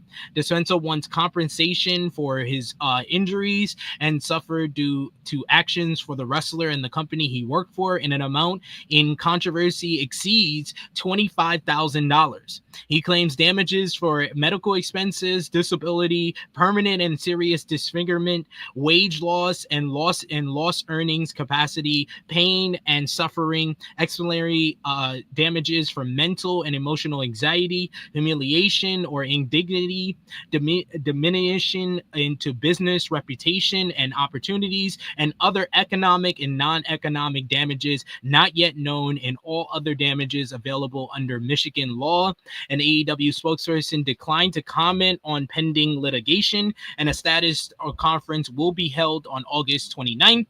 And also, just to add to the controversy, Ricochet Ricochet decided to comment on this and put out one of the dumbest tweets he could have put out at this time, where he quote tweeted the video of the incident and the lawsuit by AO of Wrestle Paris and Self-Made, and he quote tweeted saying, "We live in a world of pussies," and of course this tweet was subsequently deleted immediately after. Oh my God. Stupid. Sir. Sir, right. Stupid as hell. Like, I mean, read the room. Like, certain times your gimmick is not necessarily needed. You know what I'm saying? Like, that wasn't called for. Especially when you weren't with the company when it happened. Like, shut up, dude. Like, we were all in support of Ricochet during the Twitter war with Javon Evans, but this was a time where he didn't need to say anything. He needed to keep his way out of it, and he just decided to open his mouth and put his foot in it. Read the room, bro. But my big synopsis of this is AEW was wrong because they did not tell him he was going to be pushed out. It doesn't matter how you feel about the circumstances. If you think that he waited too long to ask about it, if you think that this is retribution for him not getting full-time work, that is besides the point. That is you being a defendant for a billionaire. Billionaires got money. Pay this man, because it wasn't supposed to happen. It wasn't planned to happen. He deserves the money. Fair. I see your point. I get that. However, this is scripted, non-scripted entertainment, right? Sometimes things just go off the rails. Adrenaline is going, and things tend to happen. I feel really bad that this person did get hurt. Yes, I think he should be paid and compensated for his hurt, damages, whatever happened. The other stuff, I feel both sides. I'm just saying, like, I understand. Yes, he definitely should be paid. However, you did wait a little longer. You was looking for your job. But that's how most of these, like, if you get in a car accident, it's not gonna be the lawsuit's not gonna be filed like the next month when you're in the hospital and you're getting neck surgery or anything like that. It's gonna be filed like a year or so later. That's how these big time civil lawsuits against a $1 million, $1 billion company works. So I'm not gonna penalize him for the time that he waited. It is suspicious that he asked for full-time work and was denied and then puts in the lawsuit. Yes, I can say that as plain as day. But I'm not going to be a defendant for a billionaire. You got the money, Tony Khan. Pay this dude. Yeah, he's going to get paid. They're going to settle this out and make it go away. But I'm just saying, I understand. Like, I get it. I understand both sides. Yeah, it had both sides of perspective for sure. I agree. Any thoughts, Josh? Well, I mean, if they pushed him and he didn't know about it, then yeah, AEW is in the wrong in regards to that. The only thing that probably might screw him over is when you do lawsuits like this, right? Obviously, it should be cut and dry, right? It should be very open and shut case, right? Mm-hmm. I think the thing that might screw him over, again, I'm not a legal expert. I did ask somebody though about it. That's a lawyer, and he did say that the thing that might hurt his chances is the description, right? Of like, basically, it was done like on purpose. Like, basically, this was why it was done. You have to prove that. If that's your reason, then you have to prove that. Now, he did say, like, now if it was a situation where he's in the job and that wasn't planned, and he would have probably stated that, he's like, he has like, that's an open and shut. But the fact is that while he filed a lawsuit, filing a lawsuit in the sense of they're saying that they did this to him on purpose, and then bringing up like Moxley's history that wasn't never really. That was the weirdest part of the lawsuit was the Moxley disciplinary issues. When like, what does that have to do with none of that? But no, it has to do with this. It makes his argument better. But if it's not true and no one's ever heard that's what he said. Then he's messed up.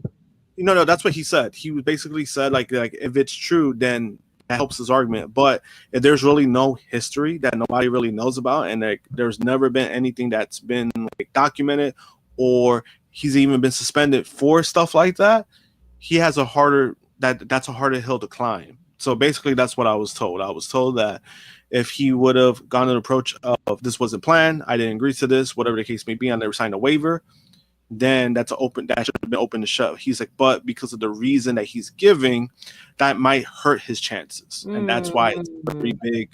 It's one of those things where he's like that. It's not as easy as people think it is, at least from what he told me. He has to his people that he's chosen. His lawyer has to prove why he has to prove his argument. You can still get something. He can still settle just because you right. want to drag it out. Nothing because you just don't want to drag it out. But he's probably not going to get the amount that he probably thought he was going to get. Yeah.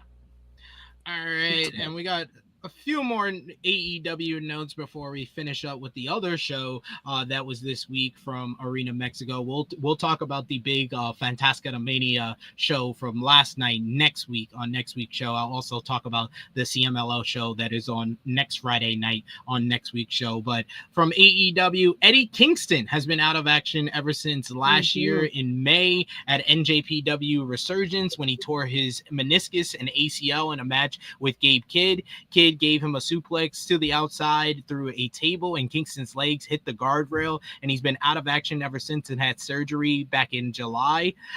In his latest training video with Cesar Bononi, Kingston gave an update on his recovery and said that he had business stuff to take care of before he could return to AEW. He said, "Good, it feels fine. They're trying to rush me back in the ring training, which is fine. Yeah. I've been running and stuff like that in the ring. It's fine. It's just that it's business stuff that I need to get done before I even think about doing anything in the ring for the company. You know what I mean? It's a lot of business stuff." So we'll keep you updated on Eddie Kingston's status. Hopefully we could see him back very, very soon. A couple of more people that we haven't seen in AEW is Britt Baker, who is in a lot of rumors this week as a new report was shot down about Britt Baker heading to WWE. According to Fightful Select, Jonathan Coachman said on his Behind the Turnbuckle podcast that there's a female name out there that is this close to signing with WWE.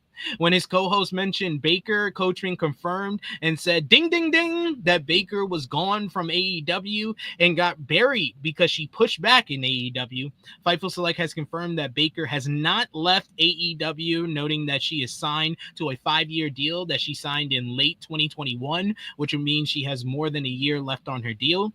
A WWE source also reached out to the site and said that they checked, claiming that Baker was always welcome when she visits a WWE shows, but that they have not talked about her coming to WWE in recent years. There is no word on creative plans for Baker at this time, and she last appeared on AEW television in November of last year.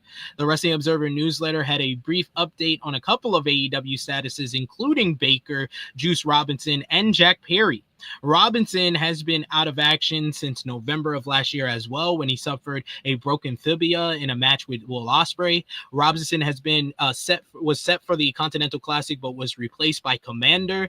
There's a very little as far as an actual update, except that Robinson believes he's not far from a return. As far as Baker, likewise, she's been out since November when she defeated Penelope Ford. She is under contract until 2026. Due to the fact that she has spent time away because of injuries in the past. AEW could potentially add time to that contract if they wanted to. Jack Perry's last match was at Full Gear 2024, where he lost the TNT title to Daniel Garcia. Meltzer noted that the short version of the story regarding Perry and Baker is that they simply aren't being used right now, so we'll have to keep you updated in regards to their status. One status that is pretty clear now is Bryan Danielson. As on Wednesday night, Bryan Danielson appeared at the ROH Global Wars taping and made the save for Blue Panther in a spot that was said to be very important to him personally. Shane Taylor Promotions was booked and brought in specifically for that spot. A new report from Fightful Select provided an update on Bryan's possible in-ring return to AEW.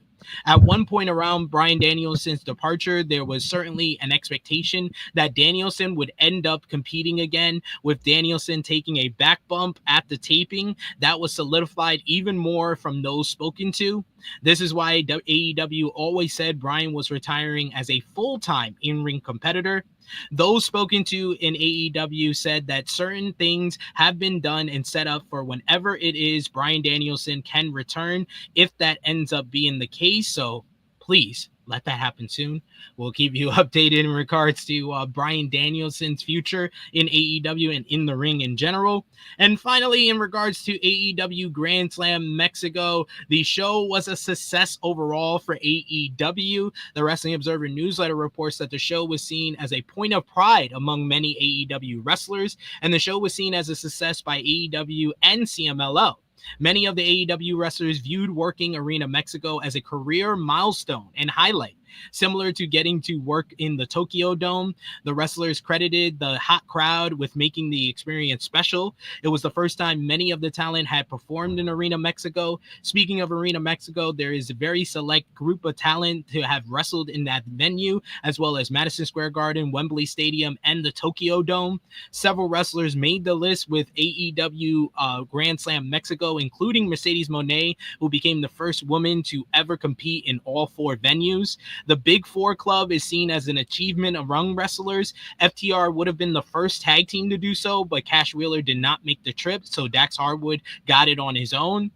Other talent who achieved the milestone this past Wednesday included Will Ospreay, Brody King, Ricochet, and Adam Cole. They joined a group that includes John Tenta, a Road Warrior Animal, Juice Robinson, Chris Jericho, Jon Moxley, Rocky Romero, Jay Lethal, Tomohiro Ishii, Kazuchika Okada, Zack Sabre Jr., Mark Briscoe, Bryan Danielson, and Claudio Castagnoli. Had Dustin Rhodes been booked, he would have made the club as well. Tony Schiavone got the milestone himself, as he's the only announcer to broadcast from all 4 of the Big Four venues. Jim Ross, had he had been on this trip, would have achieved that milestone as well. He is currently recovering from a battle with colon cancer. So good to see. The Big Four, I got to make it to all of these. I got to check Tokyo Dome and Arena Mexico off my Big Four list so I can join the Big Four Club as well. And you will been to Wembley. Yeah, you've been to Wembley. Been to Wembley, been to the Garden a few times. So I got to go to Japan and I got to go to Mexico. That's the next achievement. You'll get there, bro. You get there. Love the support. We got to fund it some kind of way. Send those super chats, please. Send those super chats, please. Speaking of which, we did get a super chat donation early on from Valop, who really loved wrestling this week. Thank you so much, Valop, for the support. He says, happy with wrestling this week. Real fucking grabs from Sarai versus Shuri. Grand Slam was a blast and enjoyed the vibe and enjoyed Cena's knockoff promo, which we'll get into shortly here. We also got a super chat donation from Da Pello. So thank you so much, Da Pello. Thank you so much, Valub. And send those super chat donations to send me to Tokyo Dome in Arena Mexico. Appreciate y'all. Thank you. Thank you. Thank you so much. But that wasn't the only show. Like I said before, last night they had Fantastica Mania Mexico, but on Tuesday night they had a great show, CMLL versus AEW/ROH. The show featured Bandito defeating Mascarada Dorada in an absolutely spectacular main event. This is the match I say go out of your way to see. Like, any way you can, go out of your way to see it, as Bandito retained the Ring of Honor World Championship that had some of the most spellbinding Lucha Libre action of the year so far. Dave Meltzer rated the matchup 5 stars in the Wrestling Observer newsletter. Post-match, Dorado showed his respect to Bandito.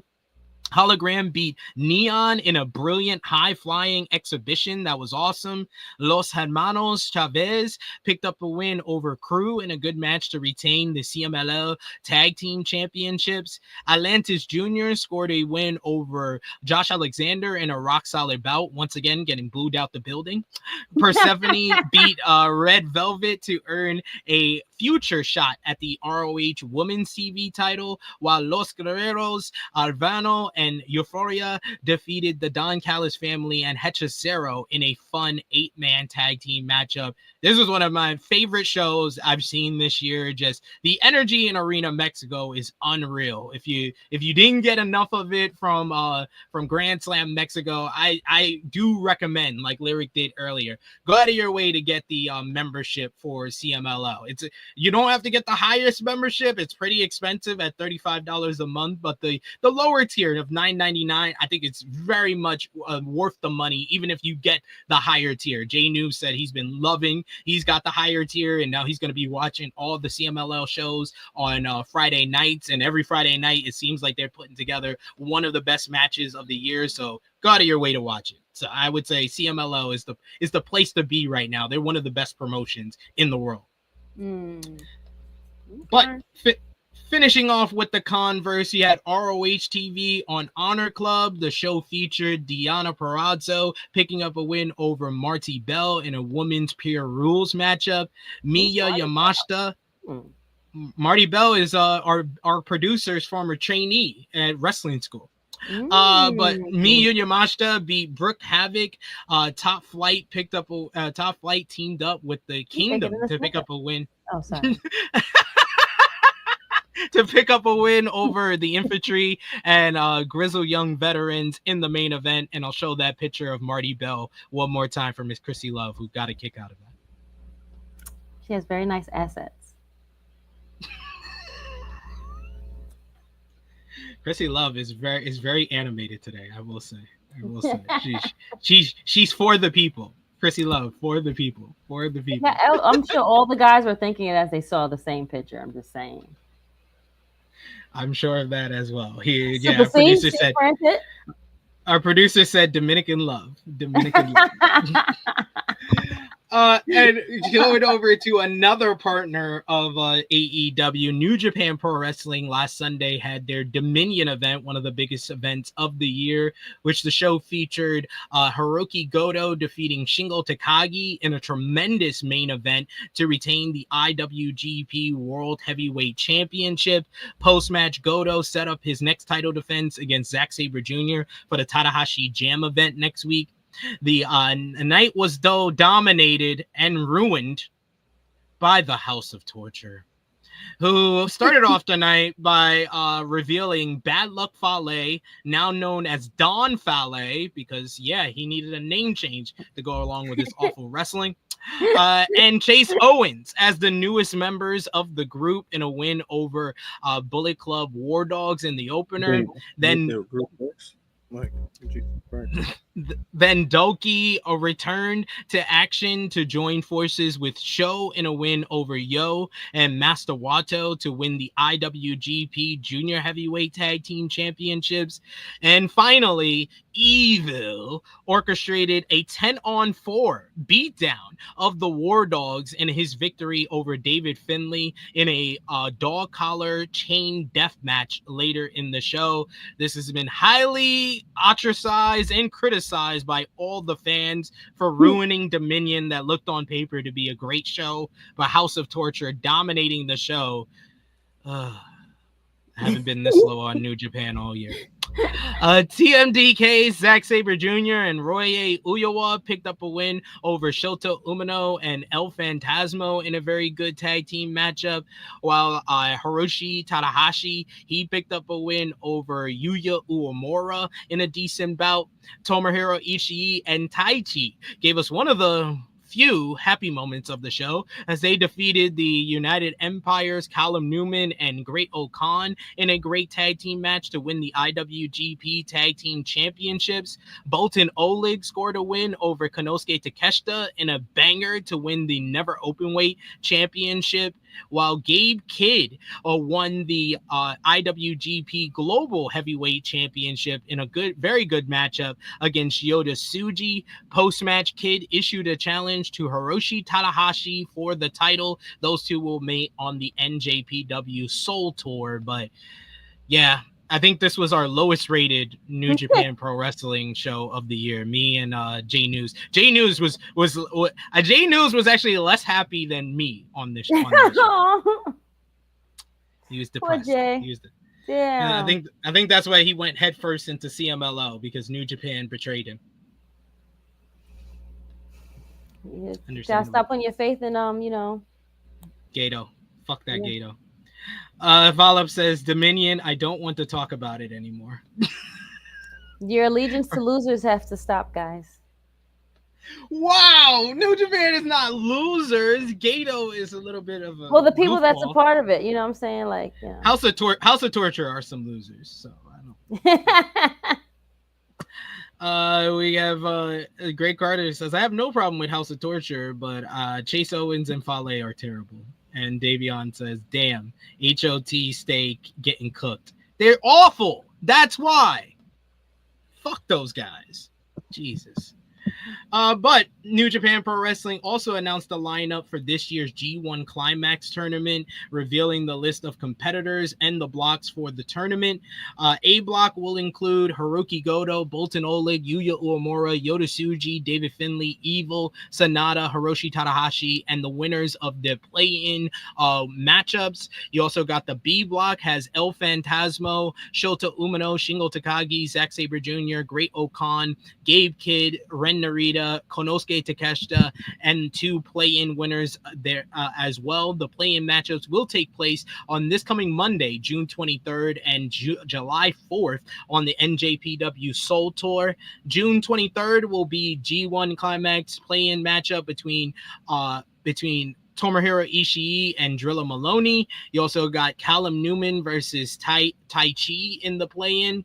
Then July 4th, we'll have IWGP Global Heavyweight Championship, Gabe Kidd versus Hiroshi Tanahashi. And then the G1 play-in matches will be Chase Owens versus Yoshihashi and Roye Uyawa versus Don Fale. If you didn't get enough of Don Fale from Dominion, he's in the G1 play-in. They really hate me, I see. STARDOM had their conversion show this morning, which I added to the agenda late here, but they had a great show as well. Featured Saray defeating Shuri in a fantastic main event. This with the Bandito Dorado match. The 2 must-match matches of the week so far. Spoiler for my matches of the week. To win the IWGP Women's Championship in the main event, Mi Vida Loca beat Neo Genesis in a fun no DQ 8-woman tag match, thanks to interference from the newest member of MVL, Bozilla, who comes over from Marigold. And finally, it had Wing Gory defeating Cosmic Angels in a great bout to retain the Goddess of Stardom Championship. So a really good show right there from STARDOM. New Japan, not so much. But I'm done with insulting New Japan. But let's go over to WWE, why don't we? Because we gotta talk about last night's Friday Night SmackDown. Did y'all both see it, or see the most important part at least?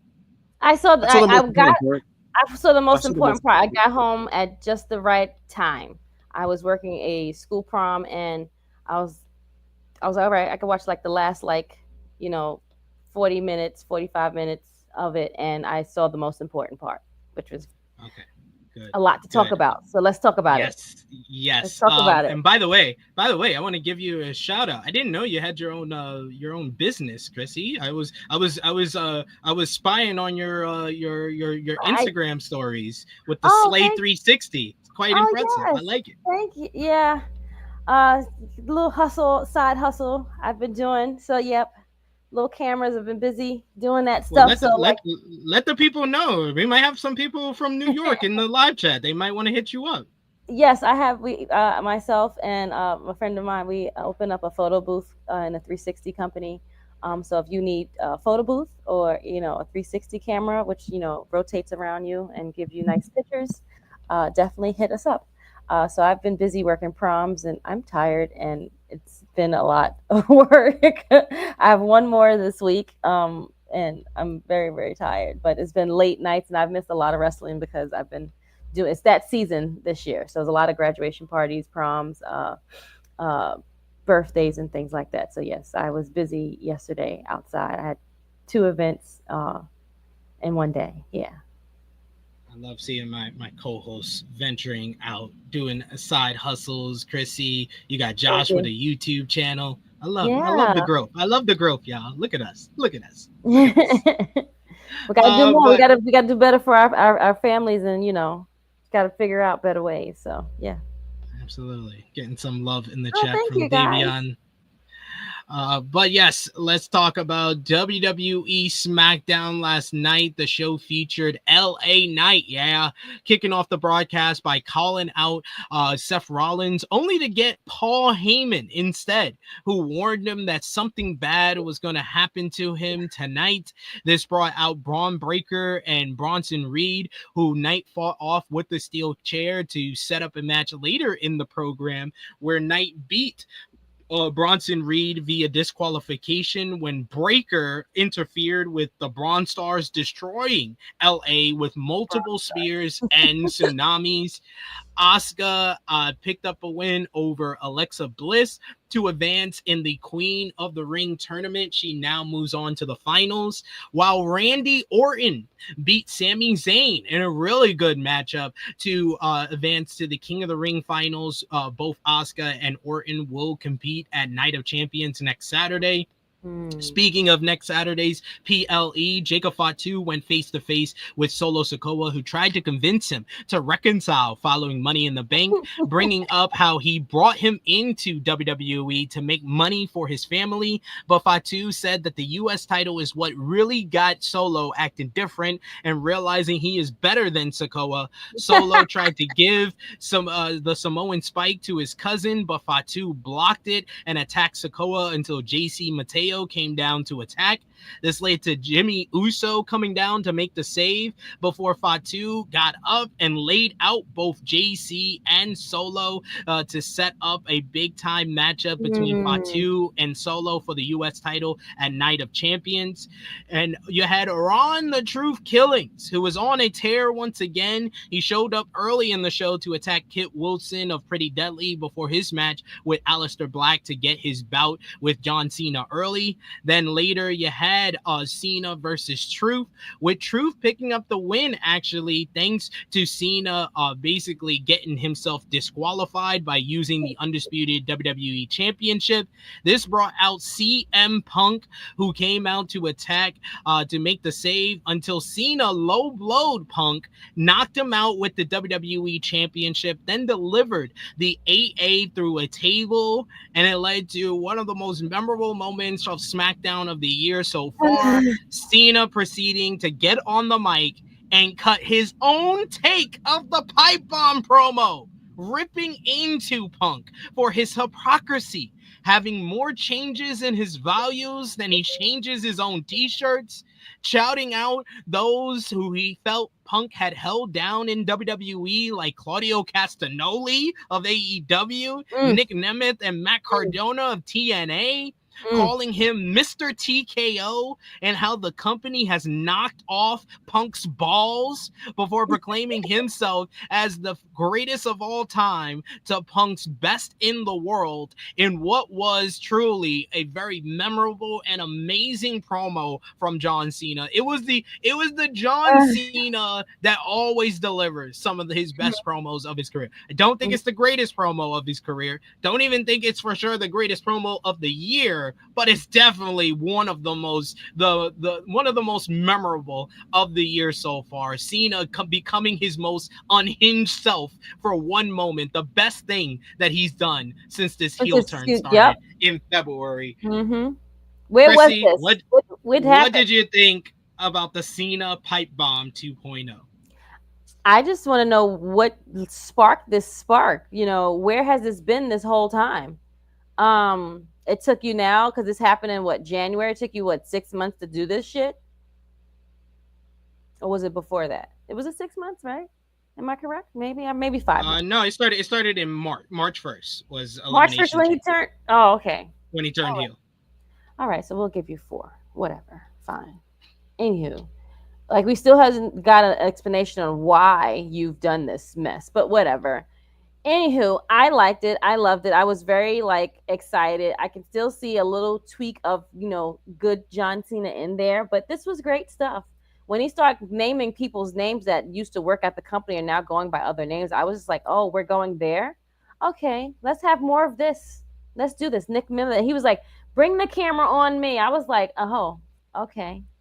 He did. I'm breaking the fourth wall. Yeah, it's like, hey guys, I'm going to break the fourth wall. Okay. Great stuff. Again, not his best, but still very good for him and this whole like heel turn for the year. Still not buying all of it, because I still think like the good John Cena is still in there trying to come out, but he won't let him. Yeah, my producer is saying explain Claudio, Nemeth, and Cardona. I said it in my explanation. He feels that those are people that Punk held down when he was on his way up the ladder in WWE, which he's not completely wrong. Like, CM Punk did skip over a bunch of people when he cut his pipe bomb promo. I know there's the other side of people who said, "Oh, he could have went harder. He could have brought up the AEW stuff." Hey, we got him mentioning someone from AEW. Let's just be grateful for what we got. Like we didn't expect that from Cena, let alone the vitriol, the emotion that he put into this promo. And this was Cena very much with the energy he had in the first Rock feud. Like I said to Jimmy Macaram last night, I was like, I still think Rock having notes on his wrist is one of Cena's best promos ever. That's better than last night. But this was the energy of that you needed. Yes. That we needed from Cena in this heel turn. Josh, correct. What did you think about the pipe bomb by Cena? It was his best promo as a heel so far, because we kind of just been getting like the same like recycled same bullshit from Cena.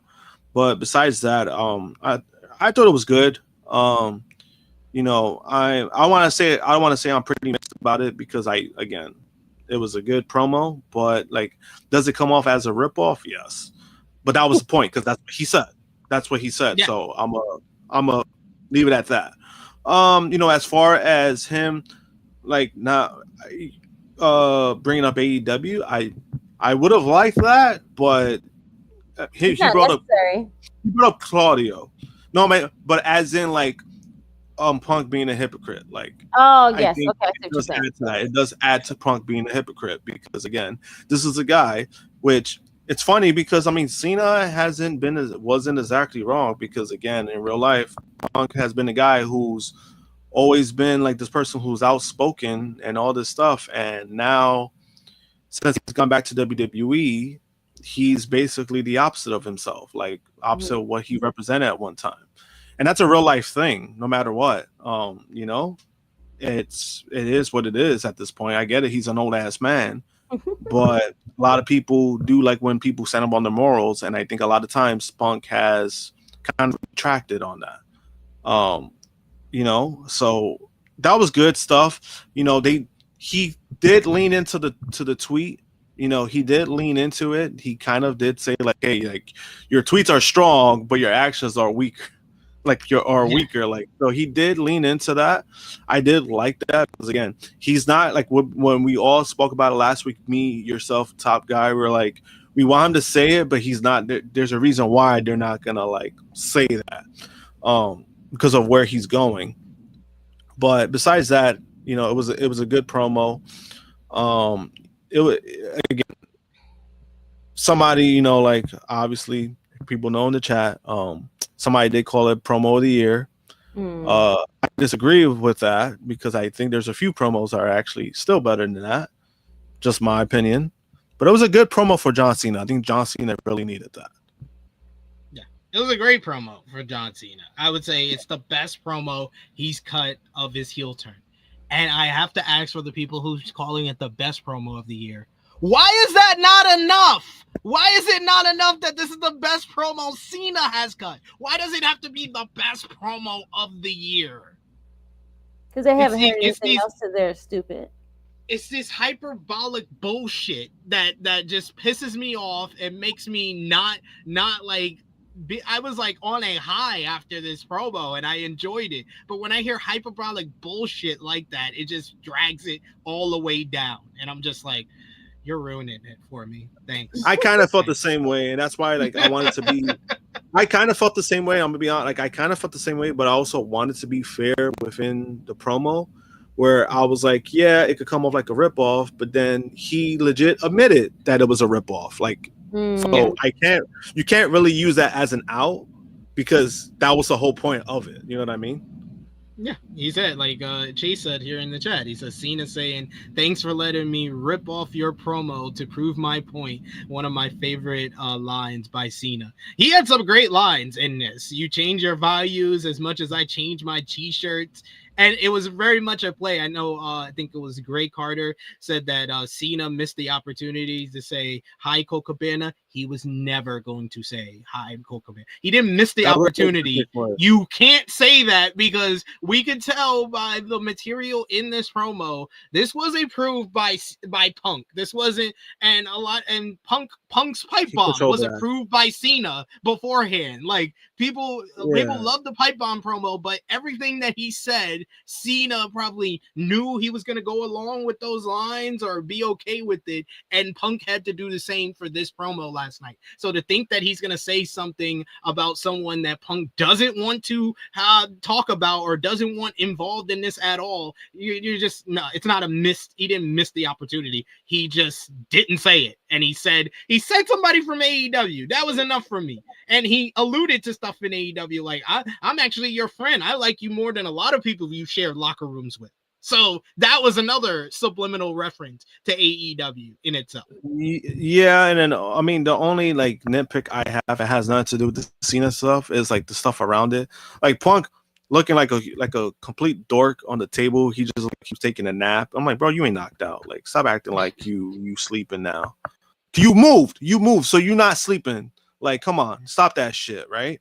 And then the ref, like he was just having a nap. And then the ref, yeah, and then the ref running in just to stay there. It made it kind of look awkward. Like he kind of put her in a weird position where it was just like, that was super unnecessary because that didn't even add to anything. That didn't add to like what he was already doing. You could have just left it without that.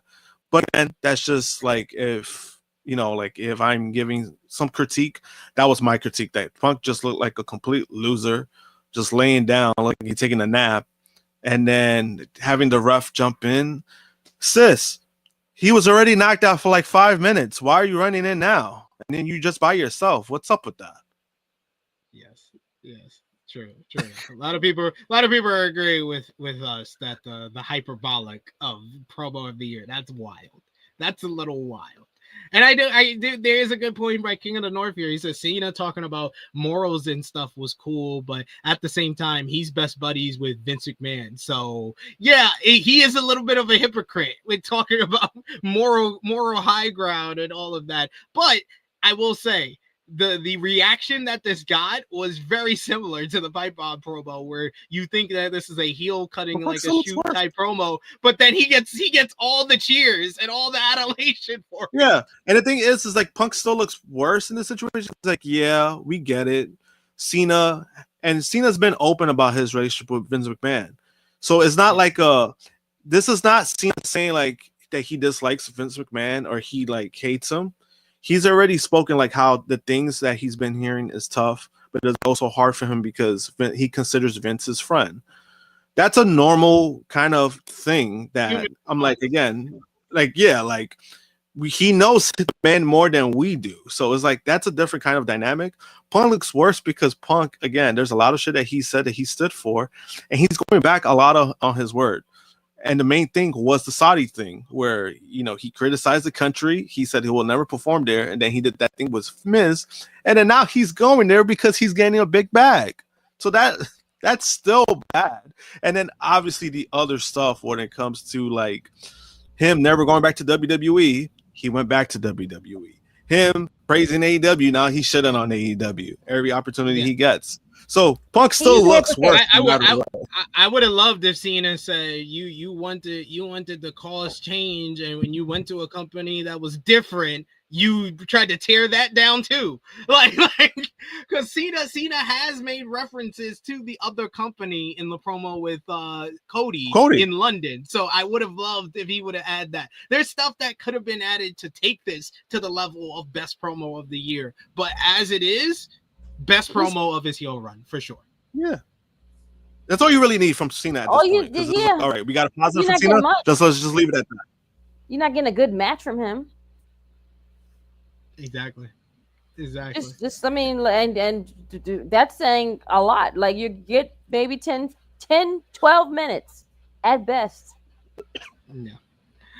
We got Alan in the chat, one of our members and moderators. Thanks for showing your support with a super chat donation. He says, I just wish that Cena would have said, hi, Jack, or hi, Young Bucks, but this is a good version That was not of again. Yeah, that was no, not. That's not the level that we're on right now. See, he's again, was not there's levels happen. to this. He's not at that level yet.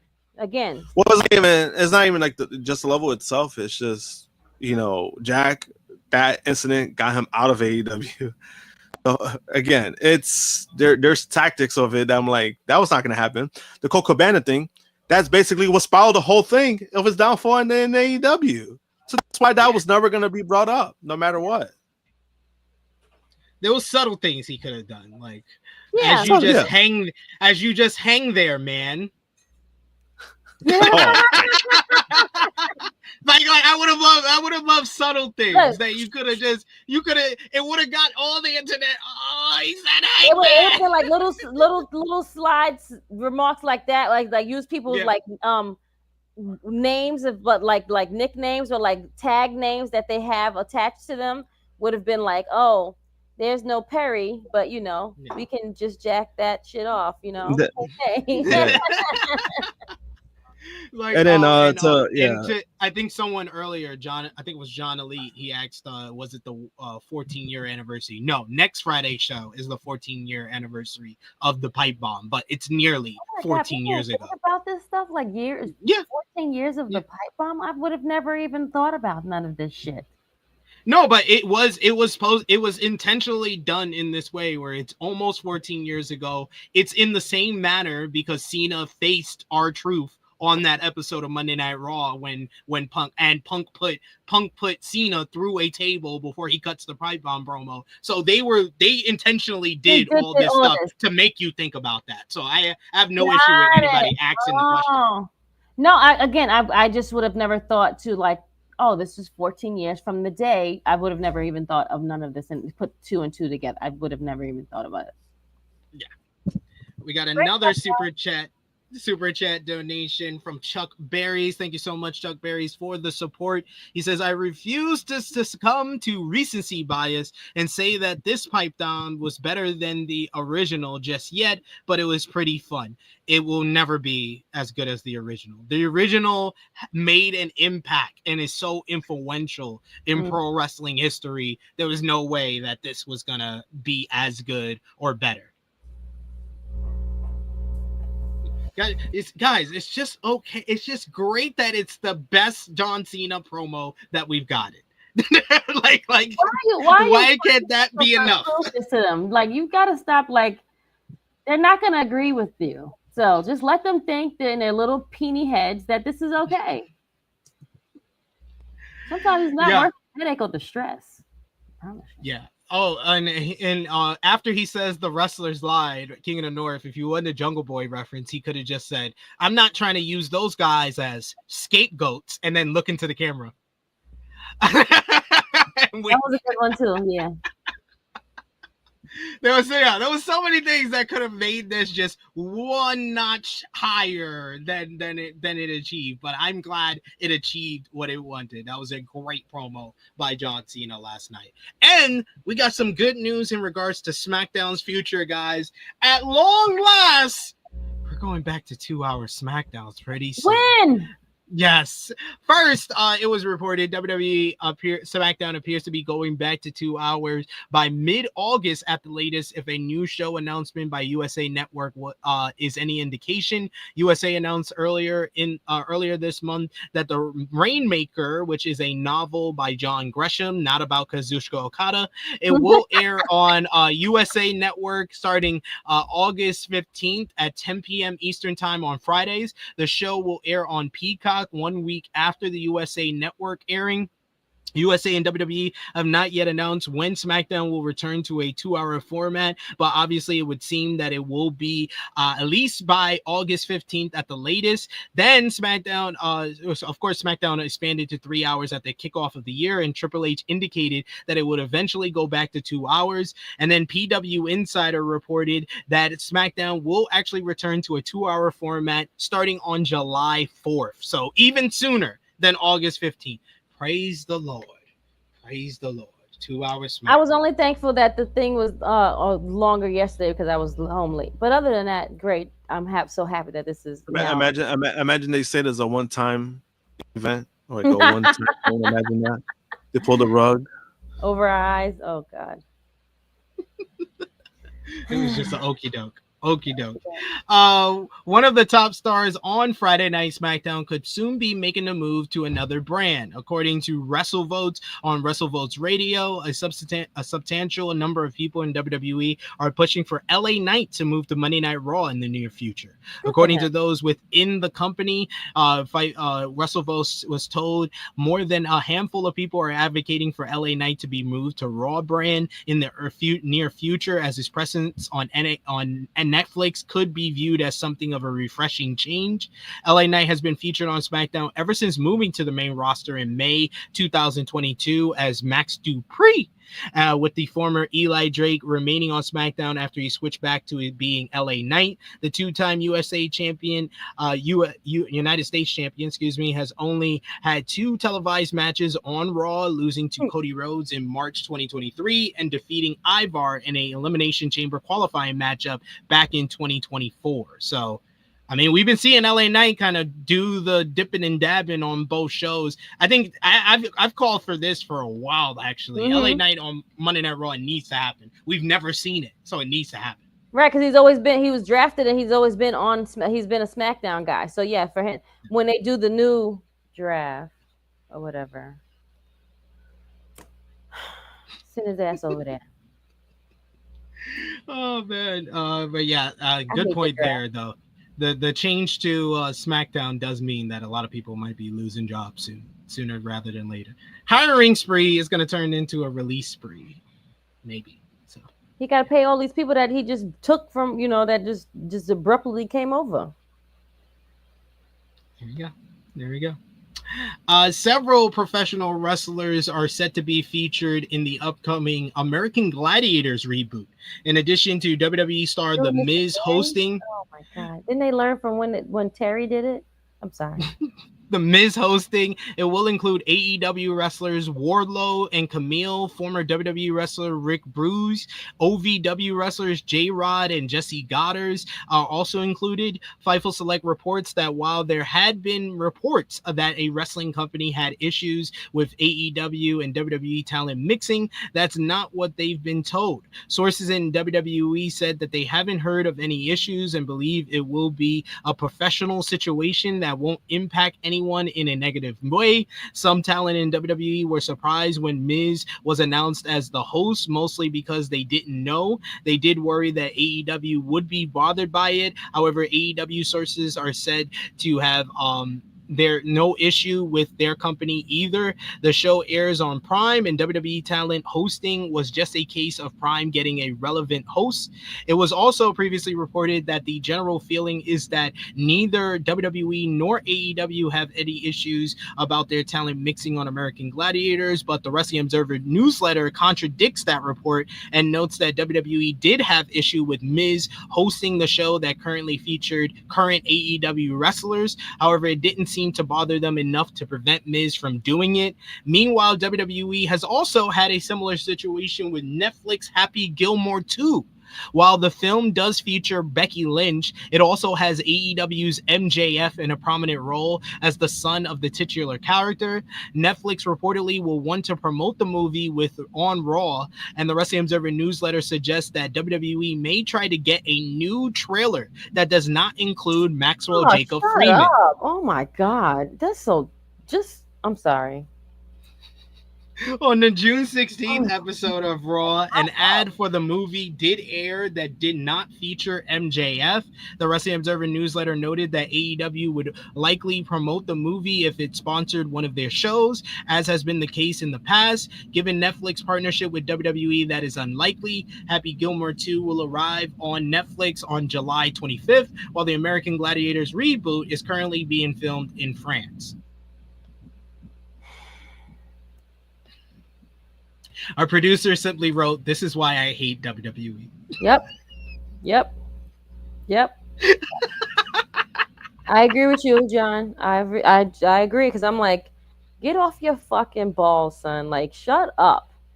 Like, you're gonna ask these people to give you a whole new trailer because you don't want to show MJF? Fuck you. And the horse that y'all riding on. Fuck you and that shit. I'm happy his role is even bigger than Becky Lynch's. How about that shit? Fuck you. He plays his kid. He plays his kid in the movie. I'm sick of them. I hate it here.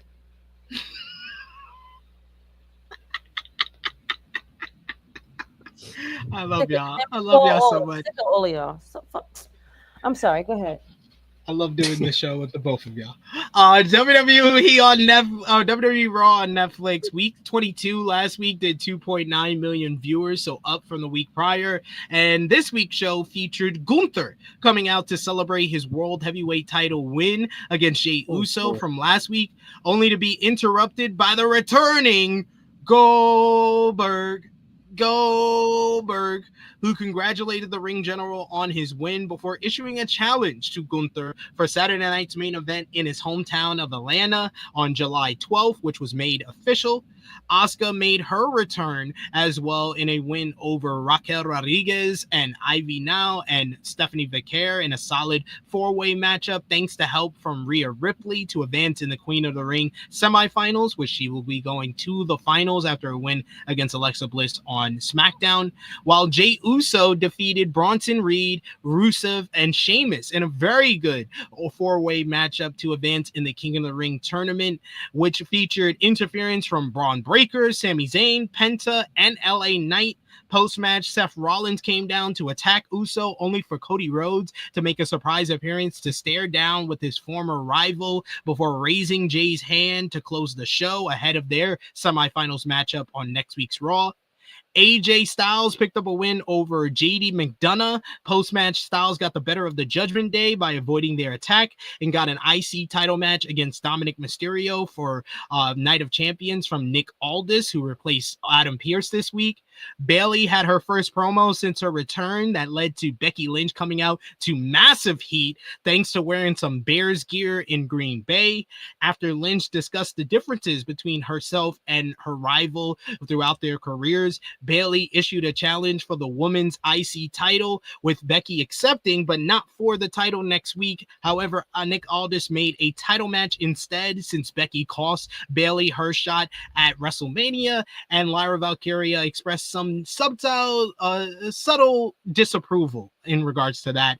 But Liv Morgan was one of the big topics of the show. She kicked off the show and had an in-ring confrontation with WWE Women's World Champion Io Sky, with the WWE Women's World Champion standing tall. Later, Liv faced Kairi Sane, and unfortunately, the match ended prematurely when Morgan suffered a freak injury, getting a dislocated shoulder that may have her out for a long while. But let's go right into that because, oh my god, yes, a new report had some additional details on Liv Morgan's injury from WWE Raw. PW Insider reports that the injury is 100% legitimate and not a way to write her off TV for another outside project.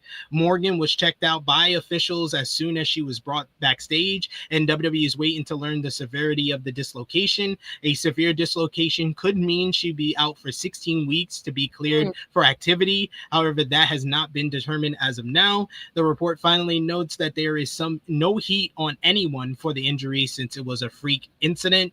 Fightful Select reports that the internal word at WWE is that Liv Morgan needs surgery, and that will likely be out for a number of months. PW Insider also confirmed the need for surgery. The report notes a significant creative reshuffling is taking place due to Morgan being involved in multiple programs as of now. She started the program with Nikki Bella ahead of WWE Evolution last week. She was in a WWE Women's World Title program with Io Sky, and of course her ongoing storyline with the Judgment Day with Roxanne Perez, Raquel Rodriguez, and Dominic Mysterio.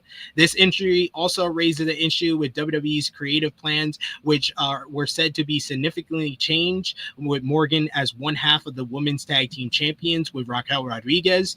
PW Insider reports that a plan was made for the tag team titles, and at this time, WWE is not expected to vacate them.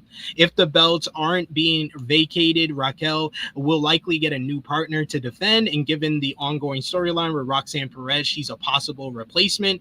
Morgan has been pulled from the road and won't be making any appearances at this time, as she is set to have surgery. In recent WWE history, Liv Morgan has maintained a consistent presence on television, transitioning from tag team focus to a singles competitor. She dominated 2024 after re-entering after a similar injury in 2023, returning and becoming one of the top heels in the women's division. Throughout the first half of 2025, she's portrayed herself an assertive edge, targeting top stars and pursuing championship opportunities. She was involved in a storyline with Rhea Ripley, and her current character is built around the themes of revenge and being an opportunist. On behalf of everyone here at Tru Heel Heat, our best wishes to Liv Morgan for a quick and full recovery. But Krssi, what do you think about Liv being injured, considering her importance to the Raw women's division and the women's division overall as we head to the second ever all women's pay-per-view? This is a tragic. This sucks. Because they definitely needed her for that show, and unfortunately, not that the show will mean anything or will affect anybody, but it definitely was. She was definitely one of the pillars that was needed for that particular show, and it sucks. Someone put a hex on wrestlers. I don't know why they don't want these people to be great, because again, I've been saying this, like, it's like people are injury prone, especially wrestlers. They just don't want our sport to be great. I think someone put something on us for sure, but it sucks. I really feel bad. I hope she can get back sooner than later. I hope that the reports are not as bad as that we are hearing. But yes, definitely wish and pray that she gets a speedy recovery. I don't know what this means for Raquel right now, but I'm guessing they're going to have to vacate those belts. And the easy fix is have Roxanne replace Liv. That's what makes the most sense. That's true. And now that she's not there, this gives Finn even more time to and drive that car faster and get it on and get in charge of this whole thing. You know what? That's good for Roxy. I'm good. I'm happy that she gets to be in this role. Good for her. And she's been doing great on Raw. So, yeah. Josh, what did you think about Liv Morgan's injury and the fact that she may be out for as long as 6 months, possibly? I mean, it's terrible timing. It's bad for her, especially all the momentum she was having when it comes to outside projects and everything. So, I mean, it's bad for her. And as some of you know, I've never been a big Liv Morgan fan. But, it's unfortunate. Injuries do happen. I never want anybody to be injured. So, wish her a speedy recovery. But besides that, all her fans, now you can finally find somebody else to be horny over. So hopefully you guys know how to act up, and if you want to glaze them, I'm gonna shit on them too. So I'm gonna be ready. Jesus, Josh never misses an opportunity to rip apart wrestling fans. We do have another super chat donation here from Thop Hello. Thank you so much, Thop Hello, for the support. But yes, I'm hoping Liv makes a speedy recovery, but she is going to definitely be missed. But the great part is that the best women's division in wrestling in North America right now is on Monday Night Raw. You got Rhea Ripley, Io Sky, Stephanie Vicaire, Roxanne Perez, Asuka just made her return. I mean, that's Kyrie. thing, yeah. You got Kyrie Sane, you got Bailey, you got the GOAT Becky Lynch, you got Lyra Valkyria. Like, they are like 10 deep at this point. Like, they will be fine. We just hope Liv can come back and add to it. It was also, like we said earlier, announced that Goldberg will challenge Gunther for the World Heavyweight Championship at Saturday night's main event. And Krssi Luv's very excited by that, by the way she sounds. And Goldberg had confirmed that this was his retirement matchup. Now to announce the sale of individual event tickets for that and Evolution, WWE confirmed that it will be the WWE Hall of Famers final match. WWE took some criticism from Bully Ray soon after the match announcement for Goldberg being handed a title match so quickly, which Goldberg responded by telling Bully to bite me, adding that I was 176-0. I don't have to stand in freaking line. Sure. I hate the both of them. Yeah, that was like Goldberg and that was this comeback. I'm like, come on, bro. Like you just used a fake record because all that shit was padded too. So don't try to even use that. And then Bully Ray, I'm like, out of all things to complain about, you complain about this? Shut the fuck up. He's an idiot. He is such an idiot. Why does he talk about modern day wrestling when he's he is so insecure about it? The thing is like he has a point, but then it's like, bro, like you're the same one that's been like because you know what's the problem with Bully Ray too? Is like when he kind of gives like a lane to criticize WWE for, he reverts it back. He reverts it back because LaGreca gives him more pushback on it. So that's why I'm like, shut the fuck up. This is the one thing you're complaining about. Like, stop. Like, fuck off. Like, he's an idiot. He's an idiot. Thank God I didn't have to interview him this week. It looks like WWE has closed the book on damage control for the time being. Fightful Select had an update on the former WWE powerhouse stable.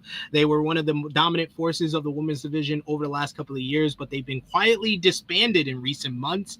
WWE reportedly made the internal decision to disband the stable in early May when Dakota Kai was released. It was then noted to the announcers around that time to no longer announce any of the remaining members as representing Damage Control.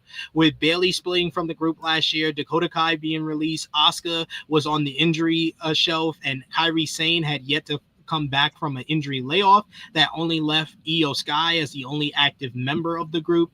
The group had already been disbanded by the time Kairi Sane made her return earlier this month, and of course Asuka coming back earlier last month, and then Asuka coming back this past Monday. Fightful notes that they asked if the group still had any life with Asuka returning, and they were informed that as far as how WWE's creative plans have been developed so far, the group is not expected to make a comeback.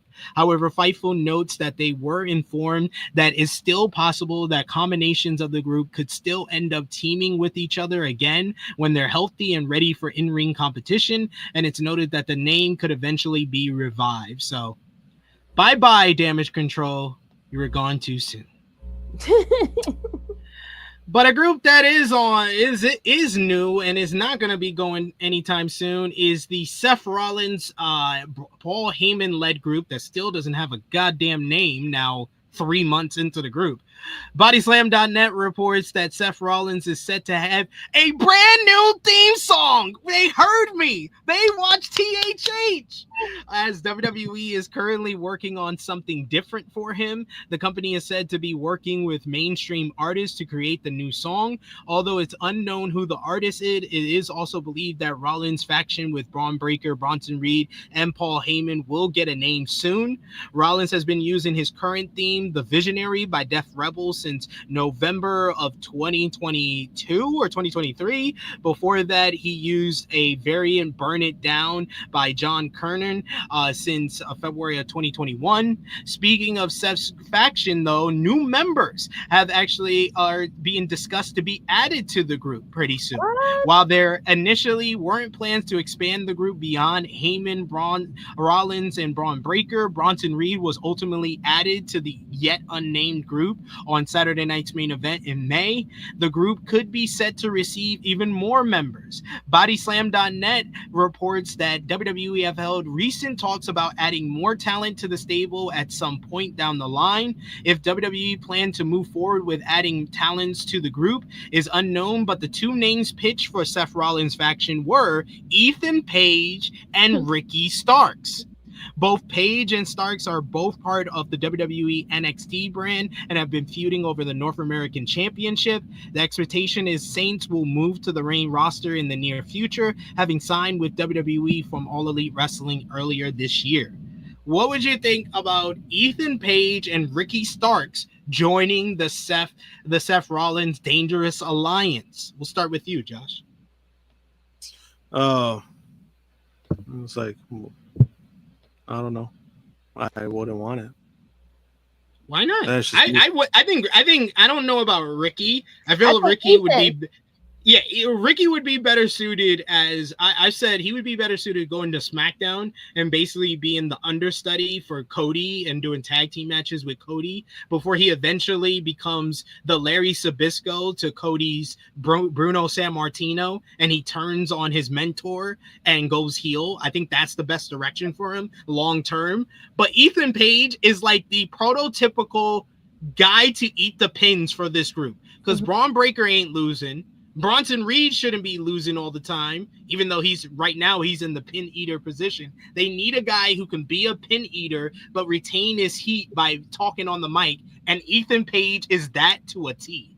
Yeah, he can. And they don't always have to use Paul Heyman to talk because Ethan can definitely give you a great promo and talk. So Ethan would be the one out of the two that would be perfect. If you need to add another person, that would be him. It would be him. Ricky is too much of a face right now, and they don't need. He doesn't need that. Bland. He's also bland now. That's okay, fair. He's bland. It's just. I mean, like to your point. I mean, Ethan is probably the better choice between the two. I did coloring. You did coloring. Oh, she's still. Oh my God, that accent. Hi, Harlem. What did you color? Show the people what you did. I draw talking Big Ben and Big Ben? the Tom and Girls and Tom Day. Say thank you, everyone. Thank you, everyone. Send super chats. Some super chats. And like, share, and subscribe. Like, share, subscribe. Thank you. I'll put it on the wall later. Sorry for the interruption. What? She No, had to be hand sorry, me this. No, I mean, I was saying, like, between the two, Ethan is the better choice. It's one of those things where it's like, because you already have Braun and Bronson, is like, well, I mean, Braun and Braun at this point, because that's their The Braun Stars. It's like, you know, I don't know. I gotta wait and see, but definitely not Ricky Starks. Ricky Starks is too bland, and I just don't see how he would fit in the group, honestly. Like this current Ricky Starks, I don't see where he would fit. Fair. Yeah, I think there's better use for Ricky Saints than the Seth Rollins group. But Ethan Page, he fits it to a T. I think he would be a great fit for them. Mm-hmm. NXT this week, they did 660,000 viewers. The show featured Blake Monroe signing her NXT contract before she was interrupted by JC Jane and Fatal Influence. After a brief back and forth, Blake slapped Jane and fought off Fallon Henley until Fatal Influence got the better of her and drove her through the table in the ring. So it seems that Blake Monroe is a babyface. That is a choice. Yoshihiko Inamura, Josh Briggs, and Elijah beat Trick Williams, Wesley, and AJ Francis, with Inamura pinning the TNA World Champion.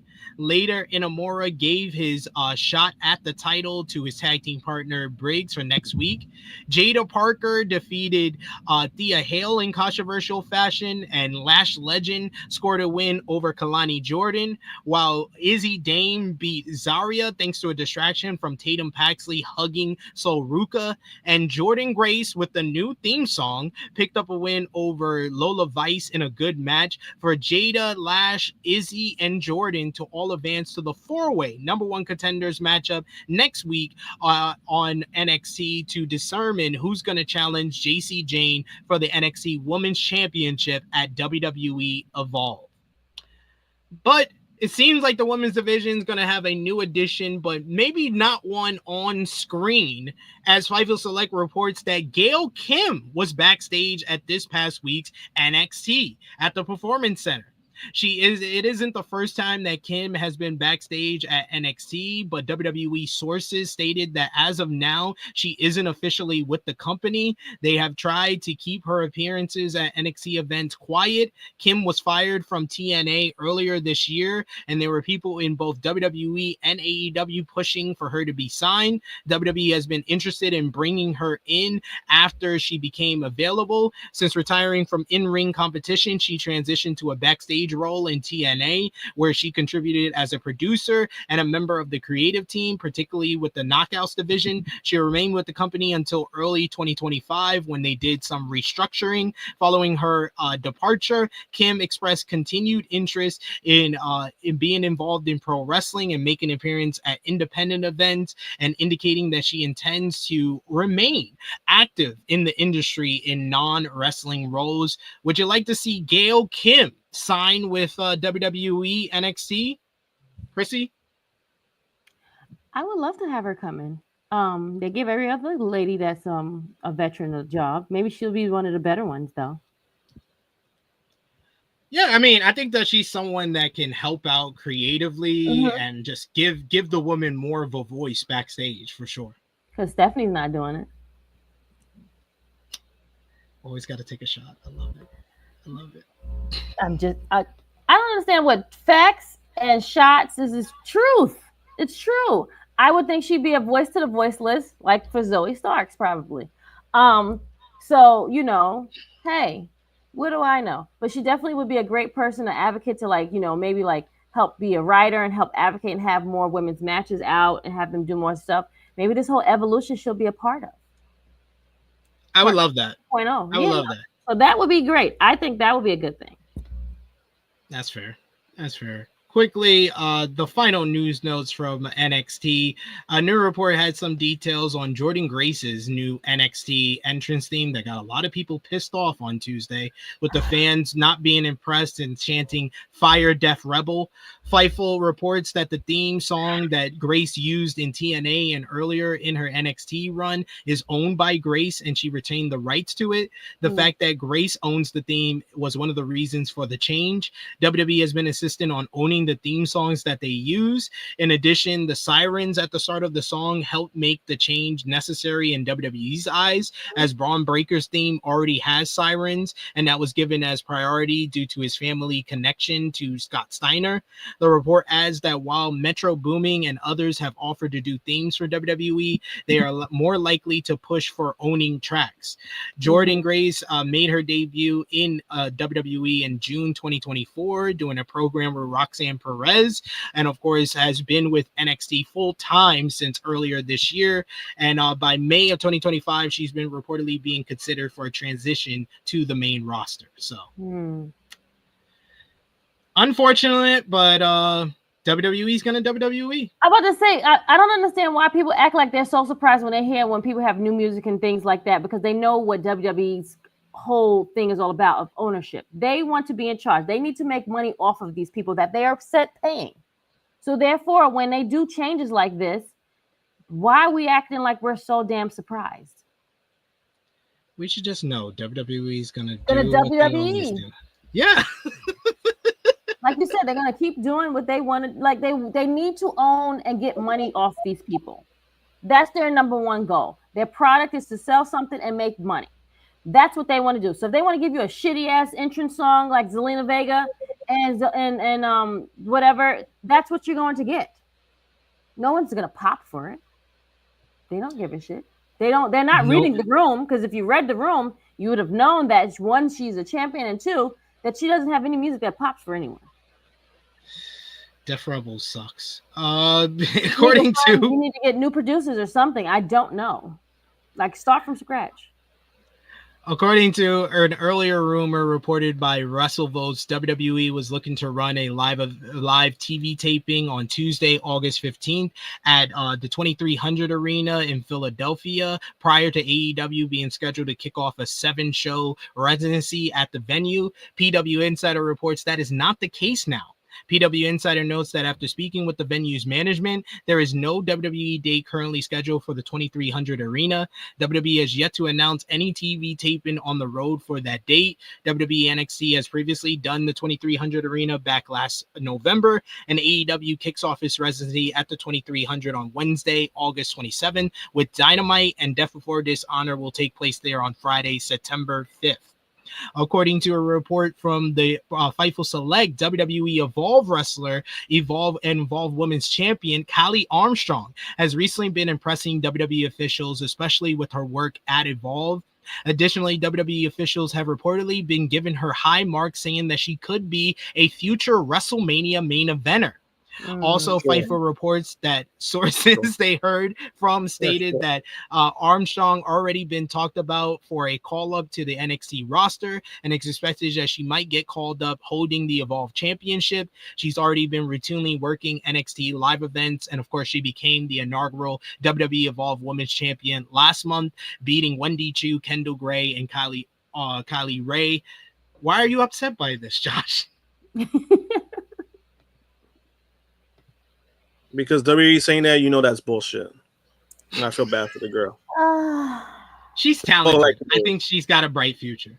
She's talented, but the fact is, like, to kind of use that as like a thing, like as a, shut the fuck up.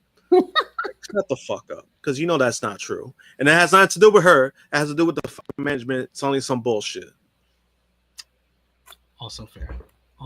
Valid facts and said truth.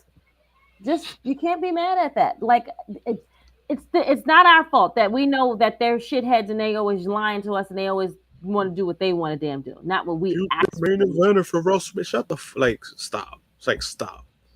No, don't sell me with that.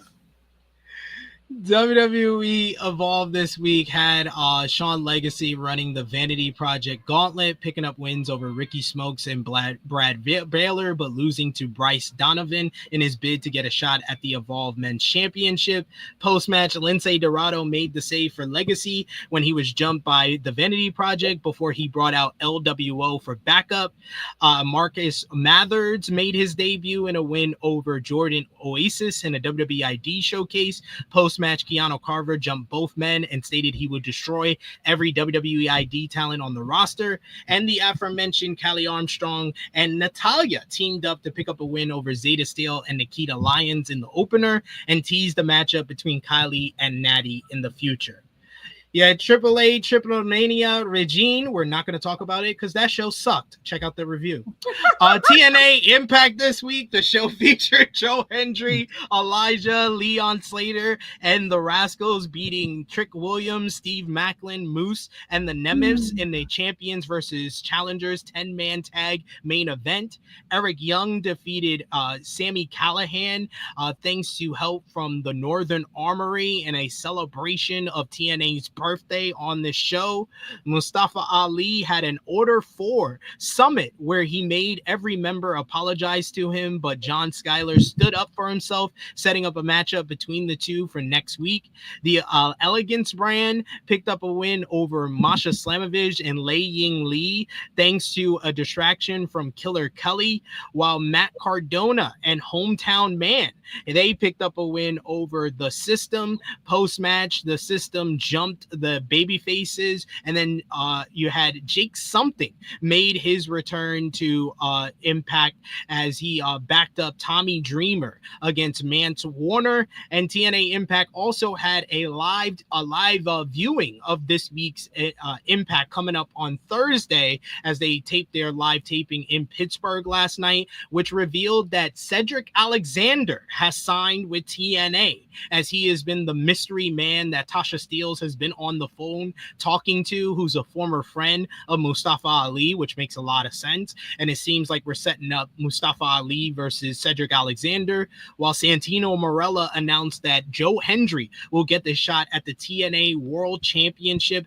coming up at Slammiversary. And then later in the show, Mike Santana said that he wanted in on that matchup, as it will be from New York City, and he wants to win the TNA World Championship in his hometown. So I hope that happens, because I don't want to see Joe Hendry versus Trick Williams again, honestly, guys. I'll just be honest. I'm good on that. I'm good on that. I mean, they're gonna have to figure out something, because those ticket sales are still ass, even with Trick as champion. It's fucking horrendous. It's fucking horrendous. It's still not at 2,700 AJ Styles. tickets. They gotta announce AJ Styles at this point. You're gonna have to do something, because, bro, the show is what, less than a month. They've only at 2,700 tickets. That's bad for a 12,000 seat venue. That's terrible. And they barely have people that come to their shows. Yeah, it's really bad. It's really bad at this point. Yeah, they better and get finally, AJ to come and do something, because it's not looking good. And finally, TNA had an injury this week. Elijah suffered an injury during the NXT taping, as he teamed in that 6-man tag against Trick Williams, Wesley, and AJ Francis. The injury happened when he came off the top rope and hit a double knees to the chest. He broke his fall with his arm and tore his bicep. TNA's lead ringside physician was at the taping and helped NXT's medical team, and Elijah had already had successful surgery to repair the damage. So best wishes to Elijah, who recently signed with TNA Wrestling earlier this year. So hopefully he has a speedy recovery. But that's the end of what we missed. Krssi Luv, are you out of here, or you can stay for the best of the week? I can do best of the week. I don't have any matches, though. Sorry. You didn't write. You quit writing them down. You went like 3 weeks writing them down. No, I didn't. I wasn't able to really process and sit down and watch all the matches, because again, I was working the nights that wrestling was on. So I'm sorry. Fair. That's fair. But who's your best and worst from this week? Worst I'll give to AEW for this whole lawsuit foolishness BS. What?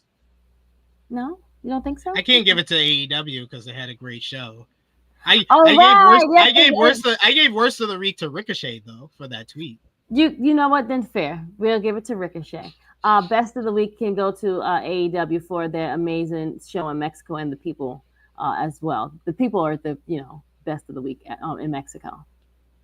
Yeah, I'm kind of the same way. I gave best of the week to.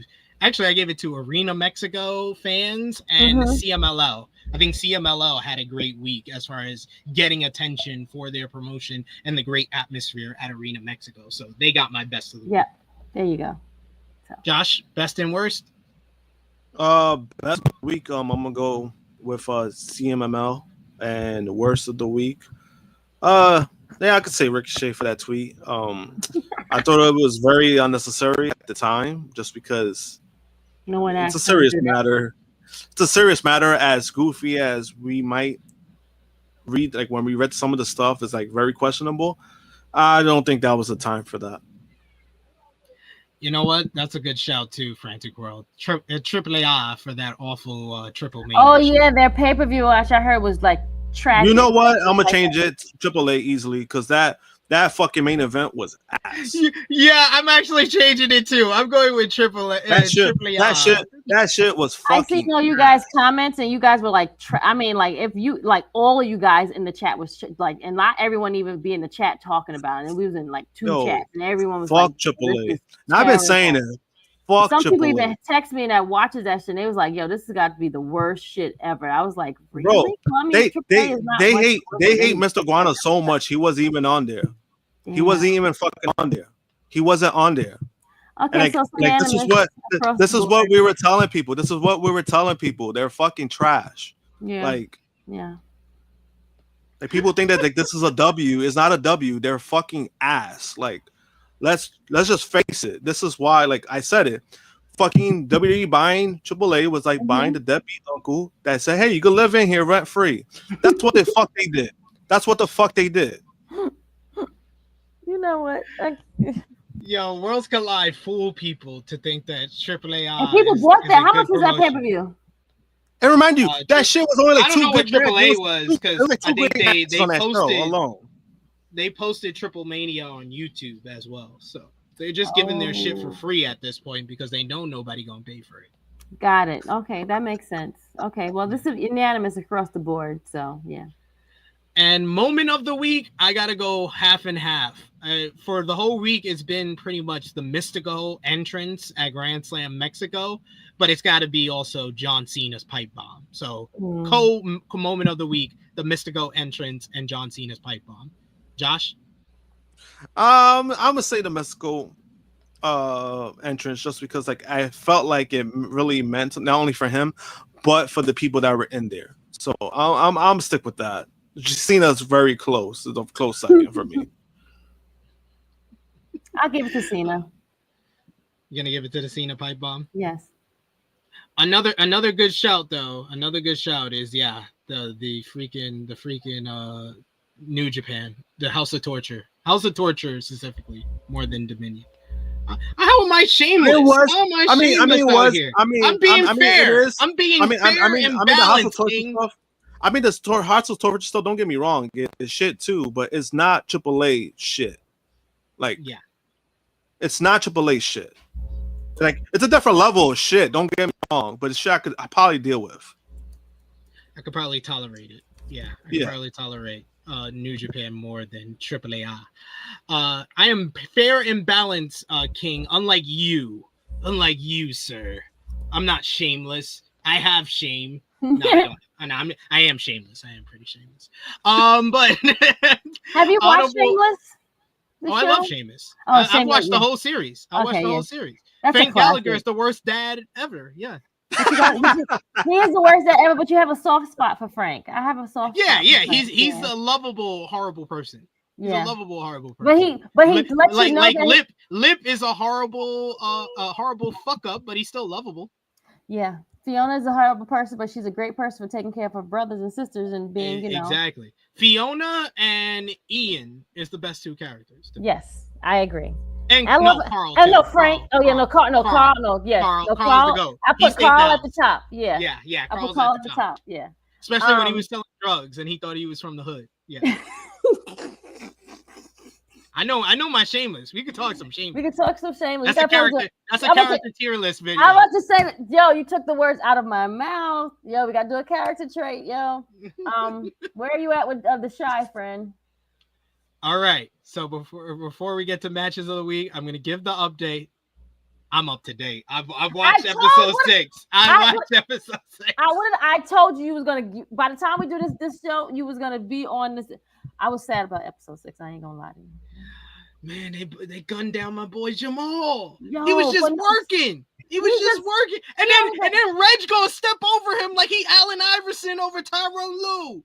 And then grabbed the food and left. First of all, Alicia's an idiot. Alicia's an idiot. And Bakari's stupid too for telling her that shit. Yep. Just a damn dummy. But she should not. For someone that's such a queen pin, you shouldn't be doing reckless shit like this. You shoot and then you miss too. First of all, why you didn't just wait till the boy got out the way? You see that quick on reckless and shit. That man just got married 24 hours ago. He just got some pussy and now he dead, yo. He got pussy for the first time since saving himself, and now he dead. Go save yourself. At least he going to heaven. But matches of the week, I have 10 this week. I've been very conservative, Josh. I've been numbering it down to 10, just 10. My honorable mentions, though, I do have 2 honorable mentions. So basically the MJF, same thing. That's basically the same thing. That's the same thing. I have 2 honorable mentions. MJF and Mystico from Grand Slam Mexico, and Taichi and Ishii versus United Empire from Dominion. Number 10, Jey Uso, Bronson Reed, Sheamus, and Rusev from Raw. Number 9, Gabe Kidd versus Yota Tsuji from Dominion. Number 8, Bolton Oleg versus Takeshita from Dominion. Number 7, Hologram versus Neon from CMLL versus AEW/ROH. Number 6, Wingori versus Cosmic Angels from this morning's Stardom Conversion. The number 5, the D-Riders, Bucks, and Mortos versus Swerve, Osprey, and Ops from Grand Slam Mexico. Number 4, Hologram versus Dorado versus Leo Rush versus Ricochet from Grand Slam Mexico. Number 3, Goto versus Shingo from Dominion. Number 2, Sarai versus Shuri from Stardom The Conversion. And number 1, Bandito versus Dorada from CMLL versus AEW ROH. The best Lucha Libre matchup I think I've seen all year. That was incredible. Josh, what's your matches of the week? Mine's still short, so don't worry. Number 3, I'm gonna go with the main event from Dynamite Grand Slam. Number 2, I'm gonna go with what was the match that I watched? I actually did watch a few New Japan matches. Yota Tsuji versus Gabe Kidd. And number 1, what's number 1? I'm gonna go with the title match from Dominion. Yeah, Goto and Shingo. Yeah, that was good. That was a good matchup. Yeah, that was number 1 for me until I saw the Stardom show this morning and the CMLL AEW ROH show. I've been hearing good stuff about it. I've been hearing good stuff about it. You should watch it. You should definitely watch it. I told you how you could watch it. So yeah, log in. I'll give you the login information if you need to. King of the North. that 8-man tag is probably on my honorable mentions list, but I had to number things down. I had too many matches on my list. I had to number it down. But we've made it to the end of the best of the week. Miss Krssi Luv, let everybody know where they can follow you on social media and when they shall see you again. Thanks, guys. You can see me and myself and SP as we did another episode of BMF season. What's this?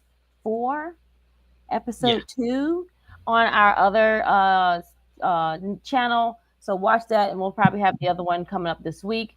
Other than that, it's Krssi Luv _1, Tru Heel Krssi Luv, and just my plain old name. So if you wanna, and also if you want to get hitched, or if you have a photo booth, or you have an event, hit me up. Thanks. We love you, Krssi Luv, and we shall see you next Sunday, where we're doing the flagship podcast on Sunday instead of on Saturday, because Saturday is Night of Champions. So we'll see you then as well. So we have a Night of Champions that night, right? And on Saturday at like 1 p.m. Eastern. Okay, because around this time next week. Right, because it's in Saudi. It's in Saudi Arabia. Oh, so they're doing a Queen and King again. I just remembered. I can watch SmackDown early next week. Oh. You know what? Oh, yeah, because they tape it. Is in Saudi Arabia too? Yeah, it's in Saudi too. So I'll get that out the way early. That's good. All right. What time is that going to be shown on USA? USA is the regular time. For me in the UK, we get everything live. So we could probably watch it on Netflix that early. Yeah. Got it. All right, Krssi. We love you. We'll see you next week. But Later, guys. Take care.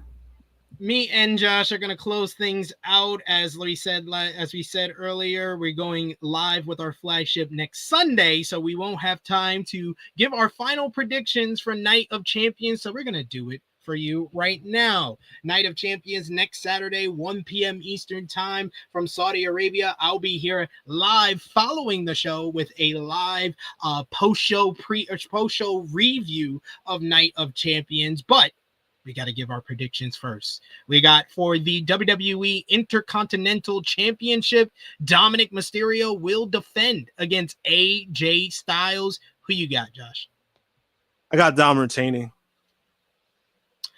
I got Dom retaining as well. I think he holds on to it just a little while longer. Then, in one of the matches I'm looking forward to the most now from this show after last night's SmackDown, Jacob Fatu will defend the United States Championship against Solo Sikoa. Who you got, Josh? I got Jacob retaining. I got new champion Solo Sikoa. Damn, already? Damn. Yep. You gotta. If they're doing the match this early, they have to do like you have to have the heel win to have the big payoff of the babyface winning at SummerSlam, because I think these two are definitely gonna face at SummerSlam as well. So you gotta have the heel win, or we're gonna probably have a non-finish, knowing WWE. But then you got the Queen of the Ring tournament. Yeah, Asuka advanced to the finals. So we're gonna give predictions for the final semifinal matchup on Monday Night Raw, as well as the final. So who you got in the semifinals this Monday? Roxanne Perez versus Jade Cargill. I got Jade. I got Jade winning as well. And who do you got? Jade versus Asuka in the finals. In the finals, I got. You said who? You said Jade Cargill is gonna win, so it'd be Jade Cargill versus Asuka. Oh, so it'd be Jade Cargill versus Asuka, and the person to win. I think I'm gonna go with Jade. I'm gonna go with Asuka. I'm gonna be different. We say the same prediction a lot on this show. I think Asuka needs it more, and I think Jade should get the shot at the. Yeah, should get the shot at the WWE Women's title in her hometown of Atlanta at Evolution instead of. I can see that happening. I can see that happening. Then we got the King of the Ring tournament last night on SmackDown. Randy Orton advanced after beating Sami Zayn, so he's in the finals at Night of Champions. So semifinals on Monday Night Raw: Cody Rhodes versus Jey Uso. Who you got? I got Cody Rhodes winning. Cody Rhodes is most definitely winning. I roasted Romeo for thinking that Jay was going to make it to the finals. I roasted him last night. And Randy Orton versus Cody Rhodes. I'm going to go with Cody Rhodes winning the King of the Ring. Cody Rhodes. I mean, yeah. I mean, that's like the most predictable shit I've seen in a while. Yo, this is like, why did you have Orton win? Like, Sammy winning would have made it more of a mystery who's going to win between Jay and Cody. Once Orton won, you know Cody's winning. They cut the balls off on that once that happened. They really did. And finally, for the undisputed WWE Championship, John Cena, the Pipe Bomb, defends against the old Pipe Bomb, CM Punk. Who you got? I got Cena retaining. I got Cena retaining as well. Definitely, if Cody's winning the King of the Ring, it's setting up Cody versus Cena too at SummerSlam. Yeah. All right, that's Night of Champions. We'll have a full preview of Night of Champions later this week. Probably be either Wednesday or Friday. Me and Maggie will be back at it, the dynamic duo, previewing the card more in depth, giving our opinions of the build-up and everything else. But we've made it to the end of another edition of the flagship podcast. We got to thank Lyric Wrestling for joining us, as well as Miss Krssi Luv, and of course, Tru Draw Josh. Always appreciate you on the ride with the flagship. As always, let the people know where they can follow you on social media and when they shall see you again. You can follow me, JMPunk321, Twitter and Instagram, and also my YouTube channel. I've been posting some shorts on that. I posted a short yesterday from Fanatics Fest. I attended the show, so you could check that out. I'll just put like a comment in the what do you call that? Like in the chat, and just click my name on that. Like that's directly to my channel. So yeah, just give that a follow, and then I'll be back next weekend for next episode for the podcast. Absolutely. Yes. Go over and support Josh. He's doing some great content. The artist work, his shorts are killing it right now. So go over and check it out and show your support to the Tru Draw with us here. And of course, you can follow me on the Twitter machine at Tru Heel SP3. You can follow the gang, Facebook, Twitter, Instagram, TikTok at Tru Heel Heat, patreon.com/Tru Heel Heat, $3 a month gets you exclusive content. And it's the best place to support us when we're not live here. And you can check out our Okada versus Omega rewatch series with me and Jimmy Macaram, going back in time to watch all 4 matches between Okada and Omega from New Japan Pro Wrestling. That's been a hit right now on Patreon, so go over and show your support. And as always, you will see me here next week on the flagship podcast next Sunday at guessing 10 or 11. We'll figure it out. We'll let you know. Sunday, we'll be here Sunday morning for the flagship podcast, talking all about Night of Champions, talking all about this week in pro wrestling. So join us for that. For Lyric Wrestling, for Miss Krssi Luv, for the Tru Draw Josh. It is me, your Tru Heel Phenom, SP3. This has been Tru Heel Heat 334, Pipe Bombs and Lucha Takeovers. We are signing off until next time.